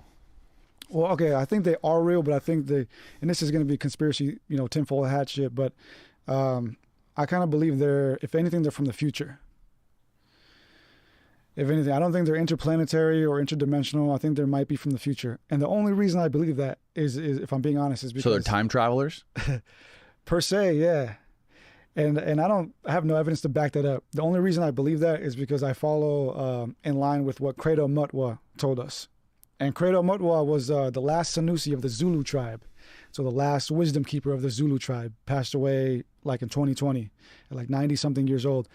And it was through him that we all learned about like the reptilians. David Icke interviewed him back in like the early 2000s and did this explosive 3-hour interview. And that's like where this whole reptilian thing blew up. You think the reptilians are real? Not really. No, I used to. Not really? Not really. I mean, it's because it's fascinating stuff to like believe. Like it's fun to believe. Yeah. But I don't really think so. No, I don't believe. I don't really think that they're real. George Soros could be a reptile. I mean, he looks like one. He looks like one. But I kind of side with David Icke in the fact that, I mean, there's so much more to life on the visible spectrum, in the light spectrum. So what he was saying basically was like, if you were on psychedelics or if you were on higher states of consciousness and saw things with a different perception, people might actually look different to you. You know, so some of these guys like George Soros to us on this playing field might look like an old, ugly dude. But if you had like a higher perception and you could see like more energies or whatever, he might actually look really fucking demonic, you know, because of the energy he carries and stuff. You know, but as far as the UFOs and aliens, I think if anything, the Greys might be from our future. And that's what Credo taught. Credo taught that these beings are from our future and they're coming back to punish us. And that's why a lot of times the abductions end with like this weird brainwashing of the world ending. A lot of people purport that for whatever reason, these Greys will like show them like images of the world ending. And right. That's what the Rua Zimbabwe encounter was. There was an event where there was over 60 school children on the playground that all witnessed the same thing. They all came running to their teachers saying that they saw a ship or a craft that landed outside of the playground, and there was these little gray beings with big eyes that walked out and were projecting images into their minds, like these images of technology is bad. Yeah, I remember that one now. Yeah. So Credo was saying, and like, it seemed that one's always boggled my mind, because how hypocritical is it that you're coming down in a spaceship telling kids that technology is bad and technology is going to destroy the earth? Yeah. Well, let me break this down, because it's deep, man. It's not vertical, right? It's like horizontal. Like there's not like one thing going on. It's like a lot of things going on, and just in that one story alone. And actually, Carl Jung, and I talk about this in my book, Carl Jung has a book about UFOs. And he states that UFOs strangely started appearing for the most part in modern times right around the world wars. And he thinks that they came through as mass hallucinations, right? Because that's what Jung thinks? Yeah. Because we all have, again, a central reality, which our collective conscious interfaces with. But we all have a collective subconscious that also interlinks. We don't realize that. We don't realize that all of our subconscious are interlinked as well. And sometimes if that subconscious hysteria is powerful enough, it can shoot out and project a hallucination. And so he thought that these UFOs were hallucinations coming out of the collective unconscious, because at that time our world was ending. We hadn't seen something like that ever. You know, I mean, everything around everybody was dying. I mean, there was, bombs, airplanes overhead. So for everybody, the world was ending. And so there was such an unrest and such an unease in the unconscious that for whatever reason, it projected these UFOs. And he thinks that another reason for that is that our minds were expecting a Messiah. And we're always expecting to see a Messiah in the skies, coming down from the skies. And that might explain why these crafts are like strange. They don't interact with us or anything. They're just moving around. Some people claim to get abducted, though. Yeah, that's a whole nother thing. But and I'll get into that. But strangely, recently I tried to make a compilation video of UFOs. Right? I was like, let me go out and make a cool compilation of UFOs. If you go out and try to find any video of a mechanical craft that you can call legit, you won't be able to find probably more than 5, if that.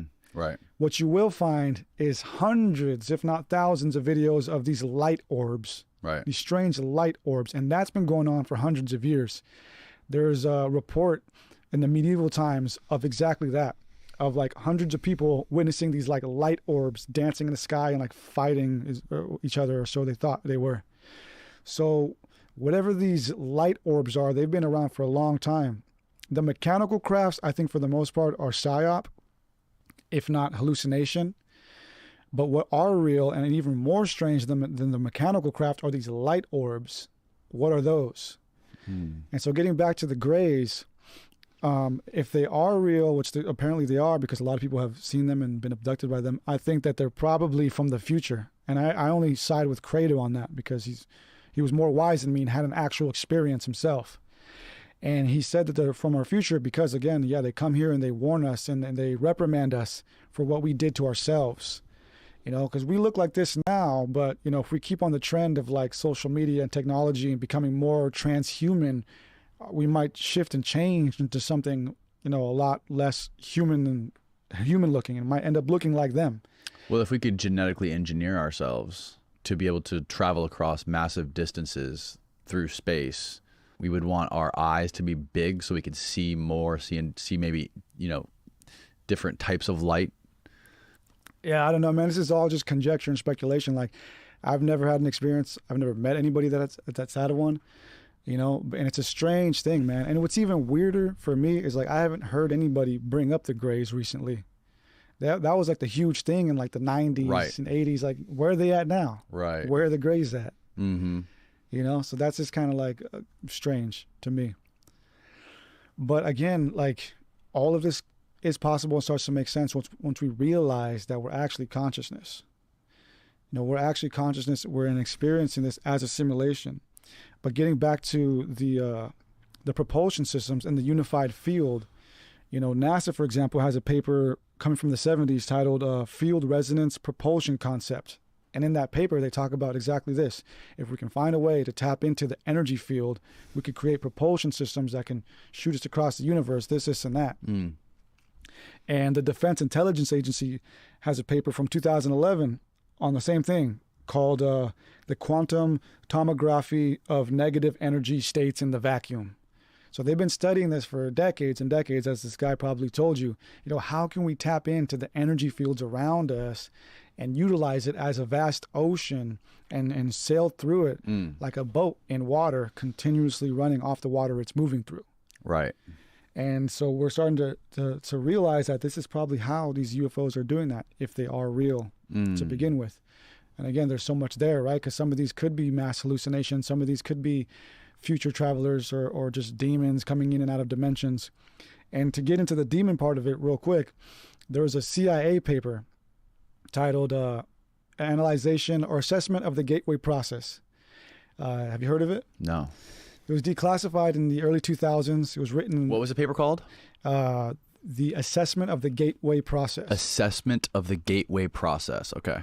Yeah, it's fascinating stuff. So it was written in the 80s. Analysis and assessment. Oh, look. CIA.gov, baby. Yeah. So I recommend everybody... Can you zoom into the top of it? ...to read this. I think everybody should read this. It's only 30-something pages, 30 pages or so. Okay. I did a documentary on this too on my channel, and basically what this paper was written as an assessment of the work of Dr. Robert Monroe. Dr. Robert Monroe used to be a radio broadcaster who realized something significant about our brain. What is this? Oh yeah. This paper tells you that our entire universe is a hologram. That's what it says. It says our universe is a hologram. Our body is a spirit machine. So I'm sorry, what was the premise of this study? What was the reason they did this? They studied this? So they put this together as an assessment of the work of Dr. Robert Monroe. Okay. Dr. Robert Monroe was a radio broadcaster who realized something strange about our brain and how it responds to frequency. So our brains have two hemispheres, the left and the right, but they both respond to stimuli differently, and frequency differently. They're basically working individually. So they work individually. But what he realized is if you can get them to harmonize through sound healing or sound frequency techniques, if you can get them to harmonize and work together, then your entire body starts to work in this very unified way where now you start to tap into these energy fields around you. And you can induce lucid dreaming, you can induce astral projection, and you can actually leave your body and start to traverse these other dimensions that exist around us. Whoa, look at that, bro. Make that bigger. The consciousness energy grid. The left hemisphere consciousness energy. Wow, easy for you to say. The left hemisphere consciousness grid acts like the mind's computer software to reduce input from right hemisphere to verbal symbols and concepts. The right hemisphere reduces three-dimensional holographic images to two-dimensional. Go/no. Now pause here for a second. Let me explain this because so this is about infinity here.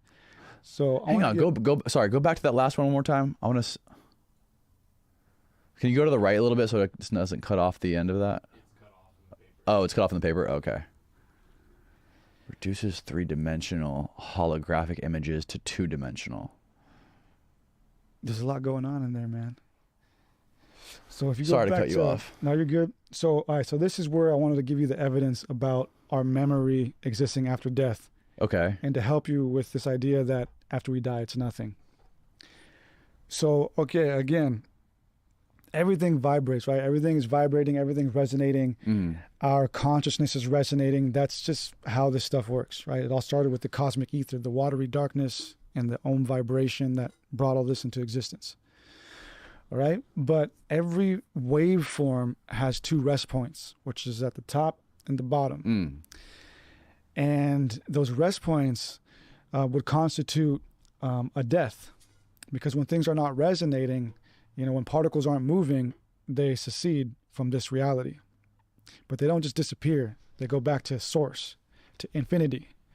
Because in this reality that we are contained in is where time and space exist. Time and space is a program.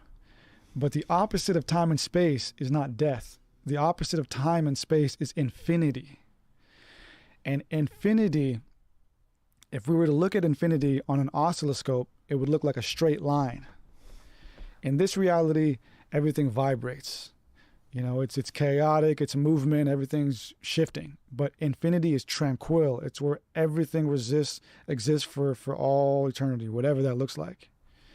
So what Robert Monroe realized was that if you can get your brain waves, which do exist, to vibrate at such a high level that the rest points at the top converge to the point where if we were to look at it on an oscilloscope, it would just completely dissipate into a straight line because of how fast it's resonating, you could transcend this dimension and go into infinity. And this is where meditation comes into play. And this is the point of meditation, of sacred astral meditation. You get the brain waves moving so fast that you don't have the ups and downs. You have a straight line. Yes. And that's when you go to infinity. Yes. But this sounds like some Scientology shit, bro. I mean, but this is really how it works, man. Like, this is reality, man. We have a brain. Well, I mean, it's a fucking CIA research paper. Right? Because I mean, we have a brain, right? And for the past 100 years or whatever, Einsteinian science has been telling us that we're just a physical body with a brain, and our brain is a computer, and it creates the illusion of consciousness. But that's not true. We now realize that it's the opposite. Consciousness is who we really are, and we create this reality, and we interface with it. And this has actually been proven. This was proven last year in 2022. October of 2022, 3 scientists won the Nobel Prize in Physics for proving this. And how they proved it was through proving that quantum entanglement is real. So describe quantum entanglement. So quantum entanglement is the phenomenon of when 2 particles become interconnected to the point where if you were to place them on the opposite ends of the universe, they could send instantaneous information to one another. Mm-hmm. That's quantum entanglement. Right. And according to the laws of physics, the Einsteinian laws of physics, that would be impossible. Right. But this was just proven real last year. And these 3 scientists have been trying to prove it for decades, and they finally perfected their experiment to the point where it was infallible or whatever. Like, it was 100% correct. Yeah, Michio Kaku has a new book about this called this Quantum Supremacy. Yeah, so we're realizing that the universe is not locally real. I saw Joe Rogan post this, and this is what led me down researching this. He posted the article, "The universe is not locally real," or not real. That's what everybody was saying. What? The universe isn't real. But it was kind of a play on words. It was the whole telephone thing again. Yeah. Because the actual headline is that the universe is not locally real. And locality is a physics term, a quantum physics term. So locality is the Einsteinian science. It means that, everything's physical. We're just a brain. That's locality. Right. Non-locality means that anything's possible, that consciousness is the driving force of reality. So, for example, 2 particles talking to each other on the other sides of the universe, that's non-locality, it's non-local. So these scientists proved that we live in a non-local universe, that two particles can send information instantaneously faster than the speed of light, no matter how far apart they are. So this opens up a huge discussion as to what can we do with that. And if we're just consciousness, if all we are is consciousness, which is an etheric form of something, then how can we tap into that? How can we tap into that as an energy source? You know, what can we do with that? We can do so much with that. And for example, these UFOs, whatever they are, they've probably already figured that out. They've already figured out how to use quantum entanglement, the four fundamental forces of the universe, and also their consciousness as a controller for that. And getting into Nikola Tesla, you know, he figured this out also. Nikola Tesla talked about us being a human machine. He realized that we were an engine. He called us a little engine. And he spoke about there being a force. Again, all these scientists always realize there's some force that's holding this all together. And he called that the luminiferous ether. And he correlated that with the Hindu Akasha, the Akashic records, which is basically the Hindu version of what I've been talking about, this underlying force where infinity exists, where everything is interconnected. And in 1938, he gave a presentation just 5 years before he died, where he stated he had just made two great discoveries. He didn't want to say exactly what they were in that moment. He was always like that, kind of like always like hinting at it, trying to like, you know. Yeah. So he said, I just made two great discoveries, and one of them had to do with gravity. He said that I just disproved all the theories of gravity. I know what it is now. And the other theory, he said, has to do with all of reality, from the most minute particle to the biggest of structures. That's all we know. And then he died 5 years later, never telling us what those discoveries were.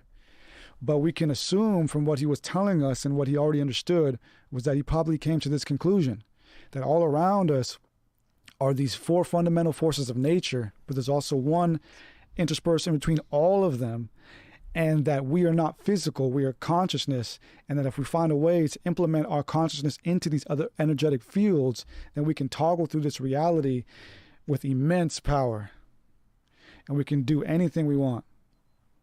Anything. But I believe, for one, the powers that be don't want us to be that powerful. Who are they? Well, in simple, the globalists, you know, Bezos, I don't know, probably, you know, Putin, Biden, I don't know, just all these guys that you see on TV, right? All these leaders of the free world, leaders of the corporatocratic institutions. I have a documentary where I actually get into these actual names of the globalists. But it's probably too much to get into right now. But the globalist philosophy is a fairly new philosophy that got started in the 20th century. And there are very specific men who got the world going into this institution of one world government or whatever. For example, at the Tavistock Institute, the Council on Foreign Relations, the Club of Rome, all of the founders of these institutions were the guys who like started getting all this going. And Klaus Schwab was a student of these people. Klaus Schwab was a student of Henry Kissinger, and when he started his World Economic Forum in the 70s, he had Aurelio Pecci, the founder of the Club of Rome, come and fill in as the keynote speaker for like the third seminar of the World Economic Forum. So Klaus Schwab, although he looks like he just came out of nowhere, he's been doing this for decades, and he's been looking up to all these globalists his entire life, wanting to recreate what they've been trying to do, which is interconnect all the governmental institutions into one so that they can rule us much easier. So they don't want us to expand our consciousness and realize that we're more than just our body. You know, there's that. But I think there's a higher purpose. I think they're just doing their puny little reptilian human thing. And I think that the Creator, you know, God, has intended for us to get to that point where we realize that we're consciousness and that we realize that there are energy forces around us that we can tap into. I think it wants us to get to that point. And I also think that UFOs and crop circles are a part of that. I think that when they come in and out of our reality, they're helping that. They're broadening our conscious awareness. They're making us realize that it's possible. Us seeing it happen is almost like telling our subconscious we can do that. So I think that there's a slow process that our God or our Creator has intended for us to go through to get to the point where we can realize in full who we really are, what it really is, what all this really is. And there's a teaching in Kabbalah, Jewish mysticism, that talks about this. It's called the Shavira, the breaking of vessels. In that tale, we are told that God created a universe before this one, and that it put little fragments of itself, of its light, into its creations. You know, it gave it its spirit into its creations. But its spirit was too strong, and everything blew up. Everything blew up, so it had to recreate a universe. But this time, it created what is known. It performed what is known as Tzimtzum, self-limitation. So it only put a little bit of itself in everything, because its power is too potent that everything would just blow up again. So in this theory, I believe that, you know, God is vague.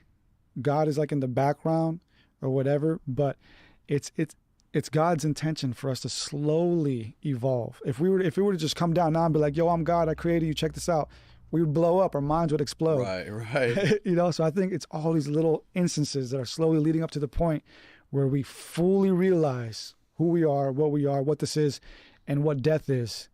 You know, I don't think death is the end. The CIA paper tells us that this is a hologram. There are different dimensions. And in the CIA paper, there's one sentence in where it is stated that the practitioner, the meditation practitioner who's ascending to different dimensions must be, you know, ready and prepared, because sometimes you will encounter lower vibrational entities. And so to answer your question earlier, do I believe in demons? Not in the Christian sense. I think that there are lower vibrational entities. And yeah, like what? What's a lower vibrational entity? Man, okay, so getting into like, well, first and foremost, we need to realize that this reality, this dimension, this universe isn't the only one. As crazy as it is to wrap our head around, it's just the truth. It's not. You know, even in the physical sense, there are colors we can't see, there are sounds we can't hear, Right. There are different dimensions. Yep. And as we're starting to realize, the DMT dimension, right, might be an actual place that we're going to. That's what they're trying to map out. Our dreams are sometimes an actual place that we're going to, because we're not our body, we're our consciousness. It's just that we get trapped here and stuck here, that we can't toggle it. We haven't built up that skill to be able to toggle through these things yet. And so in these different realms, I think thoughts can become beings. It's a theory, it's a concept known as an egregore. An egregore or archetype like Lucifer, for example, I think can actually become self-aware if given enough energy. It's like AI. You know, AI can one day have consciousness, even by mainstream definition, because by mainstream definition states that any complex nexus of computated sensory, whatever, brain networks can form a consciousness, an illusion of consciousness, right? AI can one day be conscious by mainstream definition. It'll be an illusion of consciousness, but it'll have one, you know? But I think even in reality and in a real sense, I think in actuality, AI can actually have a consciousness one day. It can actually be given a spirit of consciousness and actually think for itself. And I think in that same sense, in these vague, weird, interdimensional places like the DMT realm, our dream realms, where our thoughts and fantasies and nightmares and stuff like that exist, I think if given enough power or energy, some of these thought forms like the boogeyman or the clowns in my nephew's closet or whatever, these demons that I thought I was being visited by as a kid, if given enough energy and time, these things can develop self-awareness and can become lower vibrational entities, because everything's vibrating. What constitutes life is the spirit, the vibration, the physicality, and the mind. Right? Those three fundamental forces of the ancient matrix. So if given those correct ingredients, I think these thought forms, these demons, these whatever, wherever they exist, can actually become self-aware. Just like AI, they might not have a lot of capability. The only capability they might have is just to knock over something in your house or visit you at night as a shadow, you know? But over time, these things can become more and more self-aware and develop more and more into conscious beings. So lower vibration, meaning that sound wave, and then higher vibration meaning becoming a straight line and turning into infinity. Is that kind of what you're referencing? Well, lower vibration is kind of just a descriptive way. It's not like an actual like vibration, but it's more like a description. Oh. You know, like lower meaning that it's like it's like a, it's just like demonic. It's ugly. It's lower. You know, it's lower. It exists in like a more ugly lower place. You know, because if we want to view it as like a vertical plane. Yeah, man. So I've had experiences throughout my life where I've astral projected once, or actually twice. I astral projected when I was like 16 years old, and when I astral projected, I went into my hallway and I saw like this figure, like this dark, shadowy. It was just a How shadow. did you astral project? And what made you want to do that? I didn't do it by will. So the first time I did it, I was about 13 years old. And at the time, I was reading the Emerald Tablets of Thoth, which Billy Carson talks a lot about. Yes. And so I was reading that, and it kind of was like really, freaky and weird and dark. And so I didn't finish it. I kind of put it away and went to sleep. And I had my first astral projection experience. I didn't know that that's what it was, but looking back, that's what it was. So what happened is I woke up having to go to the bathroom. Got up, and I was like, okay, I'm going to go to the bathroom. But as I got up to go to the bathroom, I kind of just floated to my floor like as if I was in water. I was like, okay, I must be dreaming. This is a dream. It's got to be. And I kind of just laid on my floor, and I could see like the hallway. And then I woke up in my body, or so I thought. I was like, all right, let's go to the bathroom. But the same thing happened. Floated down as if I was in water. Okay, I'm dreaming again. The third time I finally woke up, everything kind of sped up, and I was back in real life, and I went to the bathroom. Didn't think much of it. And then 3 years later, when I was 16, I went back to the Emerald Tablets of Thoth and tried to read it again. And then that night, I had another astral projection experience. But this time, I knew what it was, so I knew what was happening. So I got up out of my body and regrettably didn't turn around to look at my body, but I moved through my room. I made a right, and I was like, oh, dude, I'm astral projecting. Like it was, everything just kind of slowed down. You feel as if like you're in water, like time doesn't exist. And I was just like a consciousness. And so I remember going to my door and moving through my door. And as I stood in the hallway, I saw this just dark energy. It was just like a shadow. Didn't have a face or anything. It was just shadow, lower vibrational entity, right?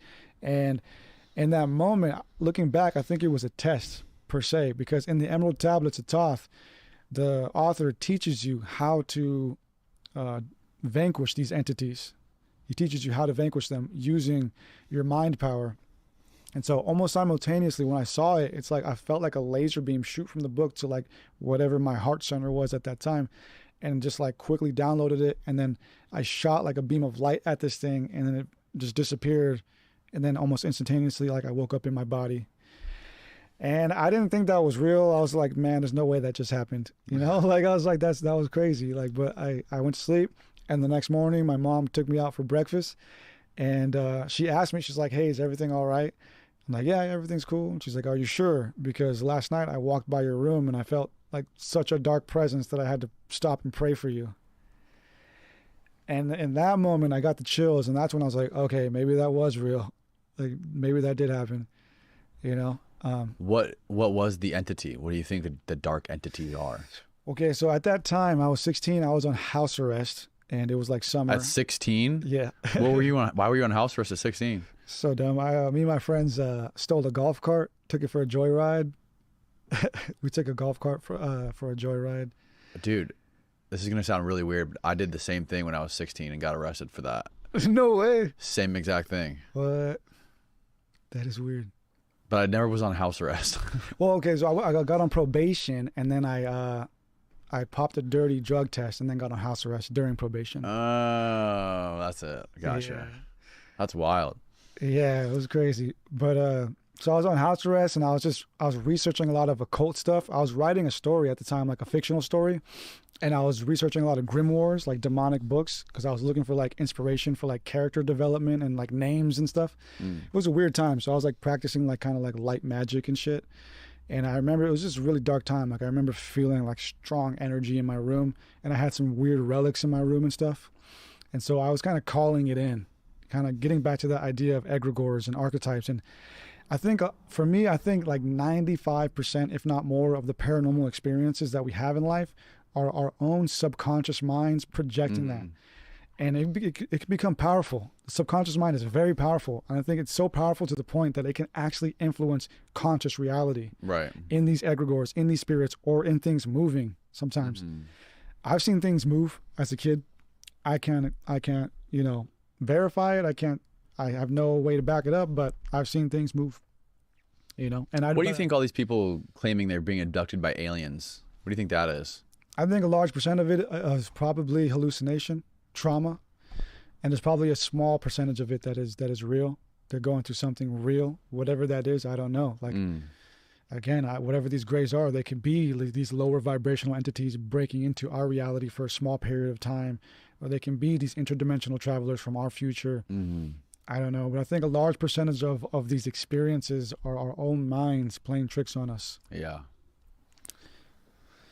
Yeah, that's what that guy John Mack, the Harvard psychiatrist, was studying. He went to Zimbabwe to interview all those kids that were on that playground.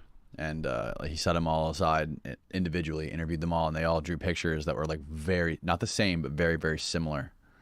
And that was like when he started talking to all these people and like seeing the commonalities between all their stories.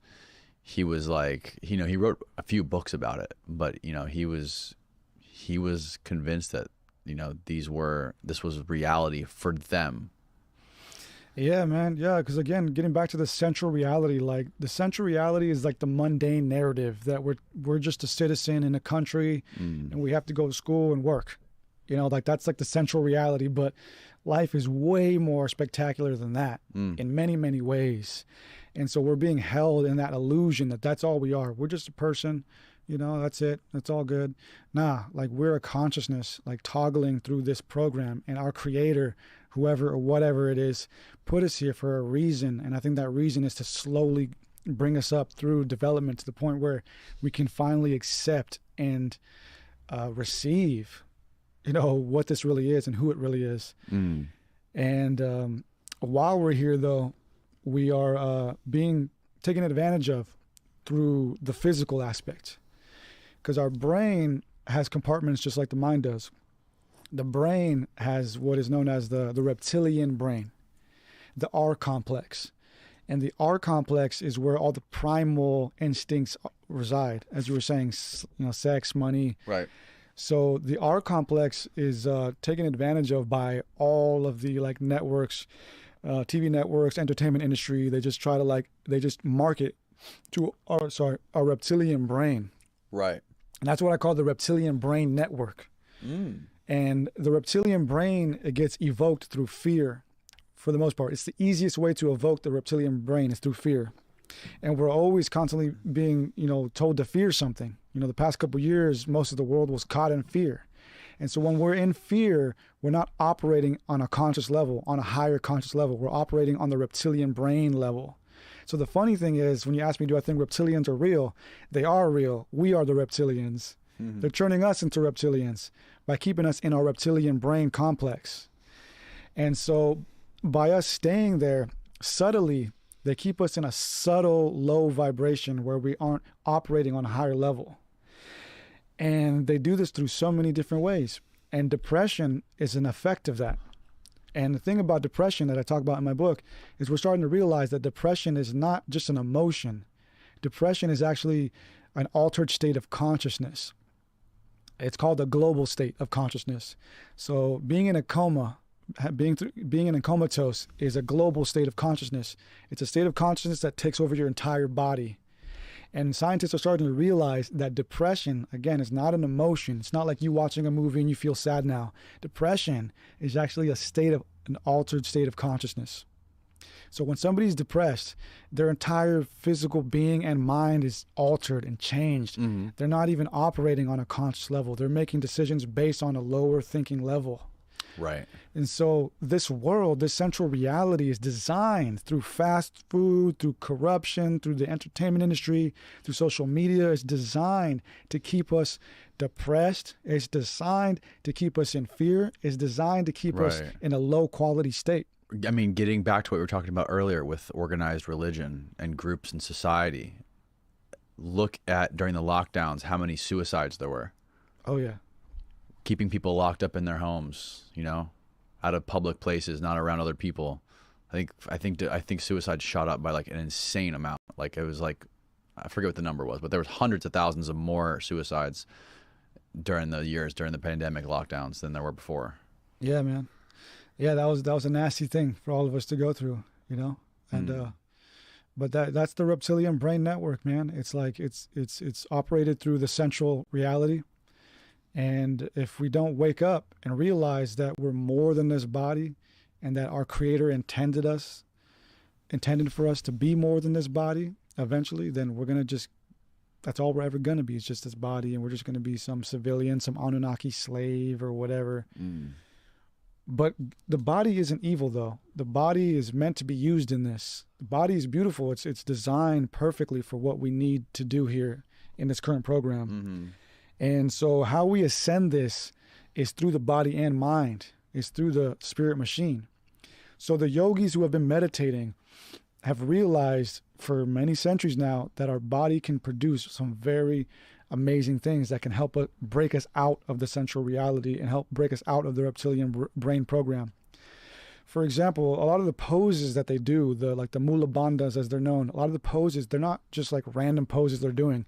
They're specific poses that help activate blood flow and circulation through the body, which is important because, especially in Kundalini meditation, because we have what is called the cerebral spinal fluid. It's a fluid channel that you may know of that runs through our sacrum all the way up around our brain, in our brain, and back down. And the cerebral spinal fluid is responsible for discarding bacteria, viruses, and also dispersing like beneficial vitamins and things like that. But it can get clogged, it can get slowed down and stuff like that. And in some places, sometimes people have like blockages, and it can cause like aneurysms or just like defects, mental defects, brain defects. And so when you put yourself in certain yogic poses, what you're doing is allowing your body to clear that channel. And when you breathe, when you do certain like yogic breathing techniques or breath work, you're allowing that channel also to open up more. And more than that, we have what is called the vagus nervous system, the vagus nervous system. And it follows the cerebral spinal fluid. It starts at our sacrum and goes all the way up to our brain. And the vagus nervous system touches all of our internal organs and our brain. And so it's an internet channel from our brain to all of our organs. And so when we meditate in certain poses and do breath work, we're opening up the cerebral spinal fluid, we're cleansing out our vagus nervous system and clearing out our brain. And when we couple that with conscious eating and conscious thinking, then what we're doing is we're changing our energy field. And that's not fanatical hippie stuff. We have an actual electromagnetic biofield. That's real. And so when we get back to harnessing our spirit machine and clearing it and taking ownership of it and doing these practices that yogis and mystics have been doing for thousands of years, what we start to do is we start to clear our subconscious mind, where the program resides, right? We start to clear our subconscious mind, which is where the program starts. So when we start to clear our subconscious mind, we can start to regain independence in our consciousness, in our soul. And we can break apart from the reptilian brain network and the central reality. And further than that, what we should be doing is strengthening our consciousness. Pierre Chardin talked about this. He's the famous Jesuit mystic who said, we are not human beings having a spiritual experience. We are spiritual beings having a human experience. He talked about individuating our consciousness. The more we individuate our consciousness and the more we create that connection with our body and our mind, and the more we meditate and start to actually realize and expand our conscious awareness and realize that we are more than this and start to see that, then when we die, we'll be ready for that. Our consciousness will actually transition through that easily, in the same way that when we fall asleep into a dream, we forget who we are. Some people don't. If you practice lucid dreaming, you can fall into a dream consciously throughout the whole process. It's the same thing with death. If you prepare your body and your spirit machine for that, when it happens, you can hold on to your mind and go through that process and break through and retaining your mind and be ready for whatever that is on the other side. And this is evident in nature because, again, we're consciousness. We're not our body. When the body dies, we don't die.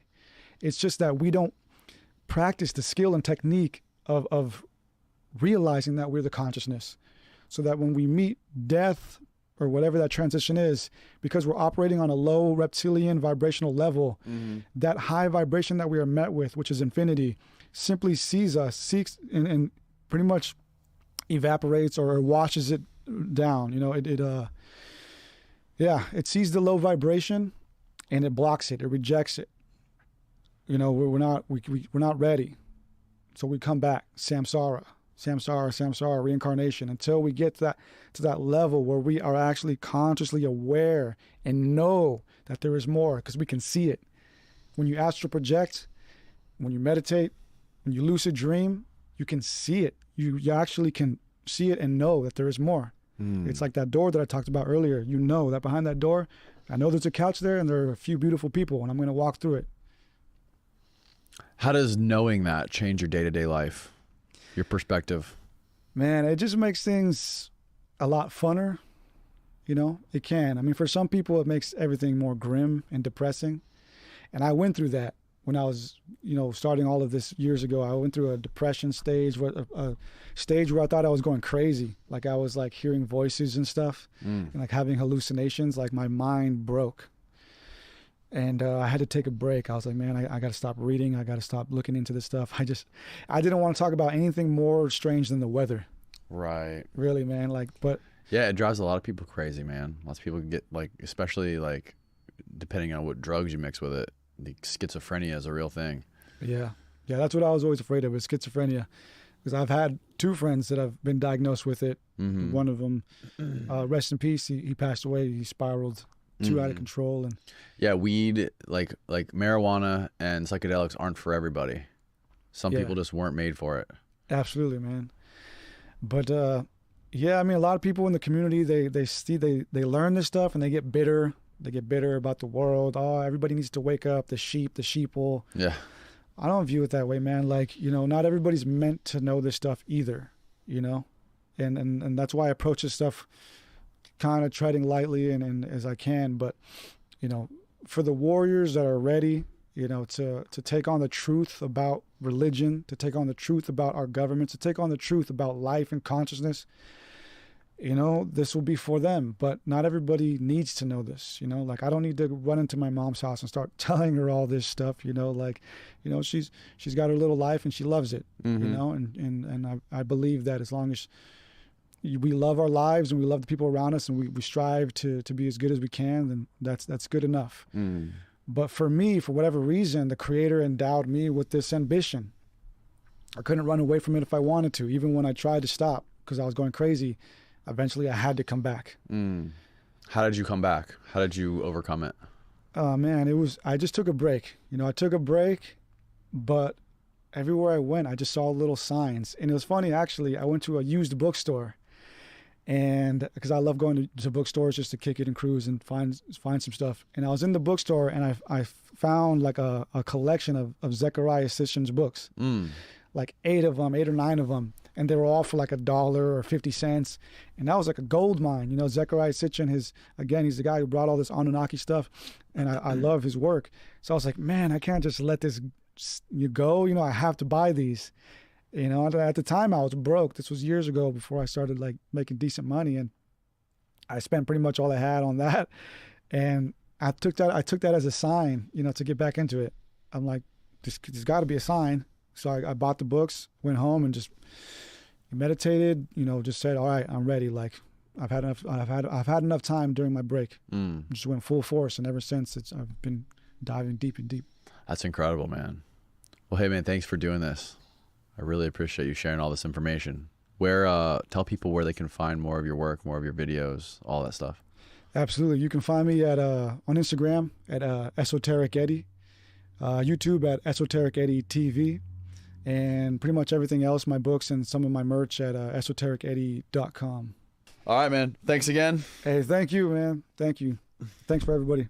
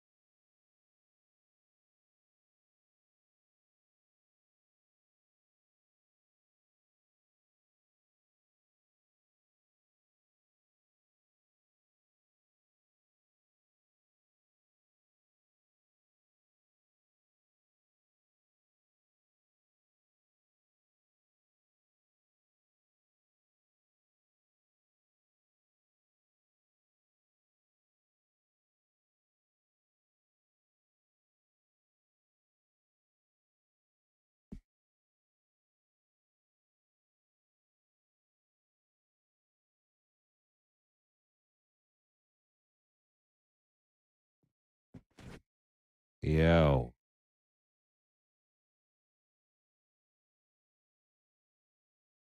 I do have to go take a shit right now, though. Oh.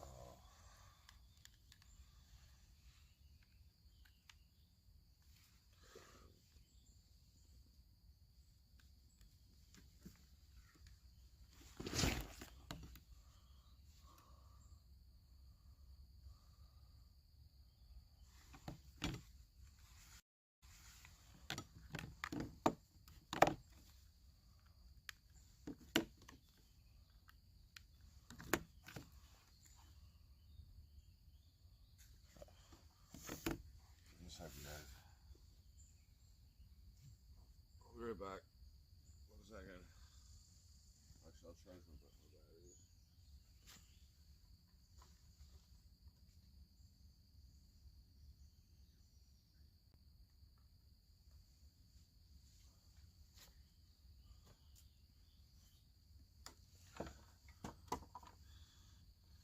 I have a little bit of fire I can burn. Maybe we can just have a little daytime campfire or something.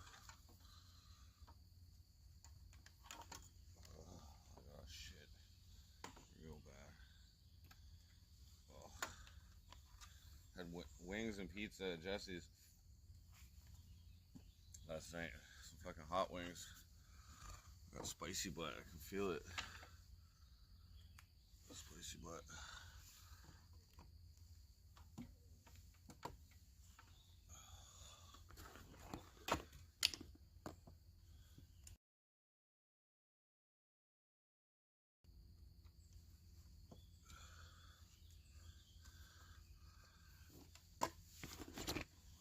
Tuscany Vintage. Hey, goes here. What up?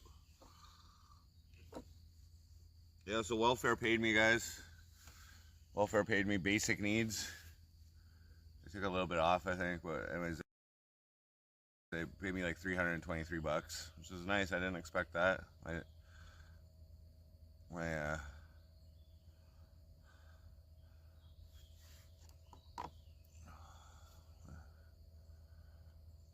social worker. I don't know if I'm effing right now, but my social worker hooked me up.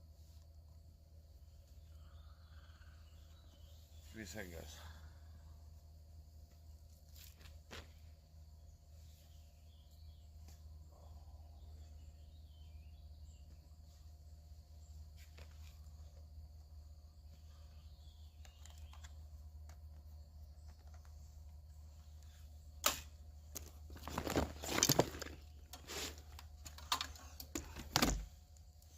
Charging everything, man. Okay, I gotta go to the bathroom before I shit my pants. Give me a sec.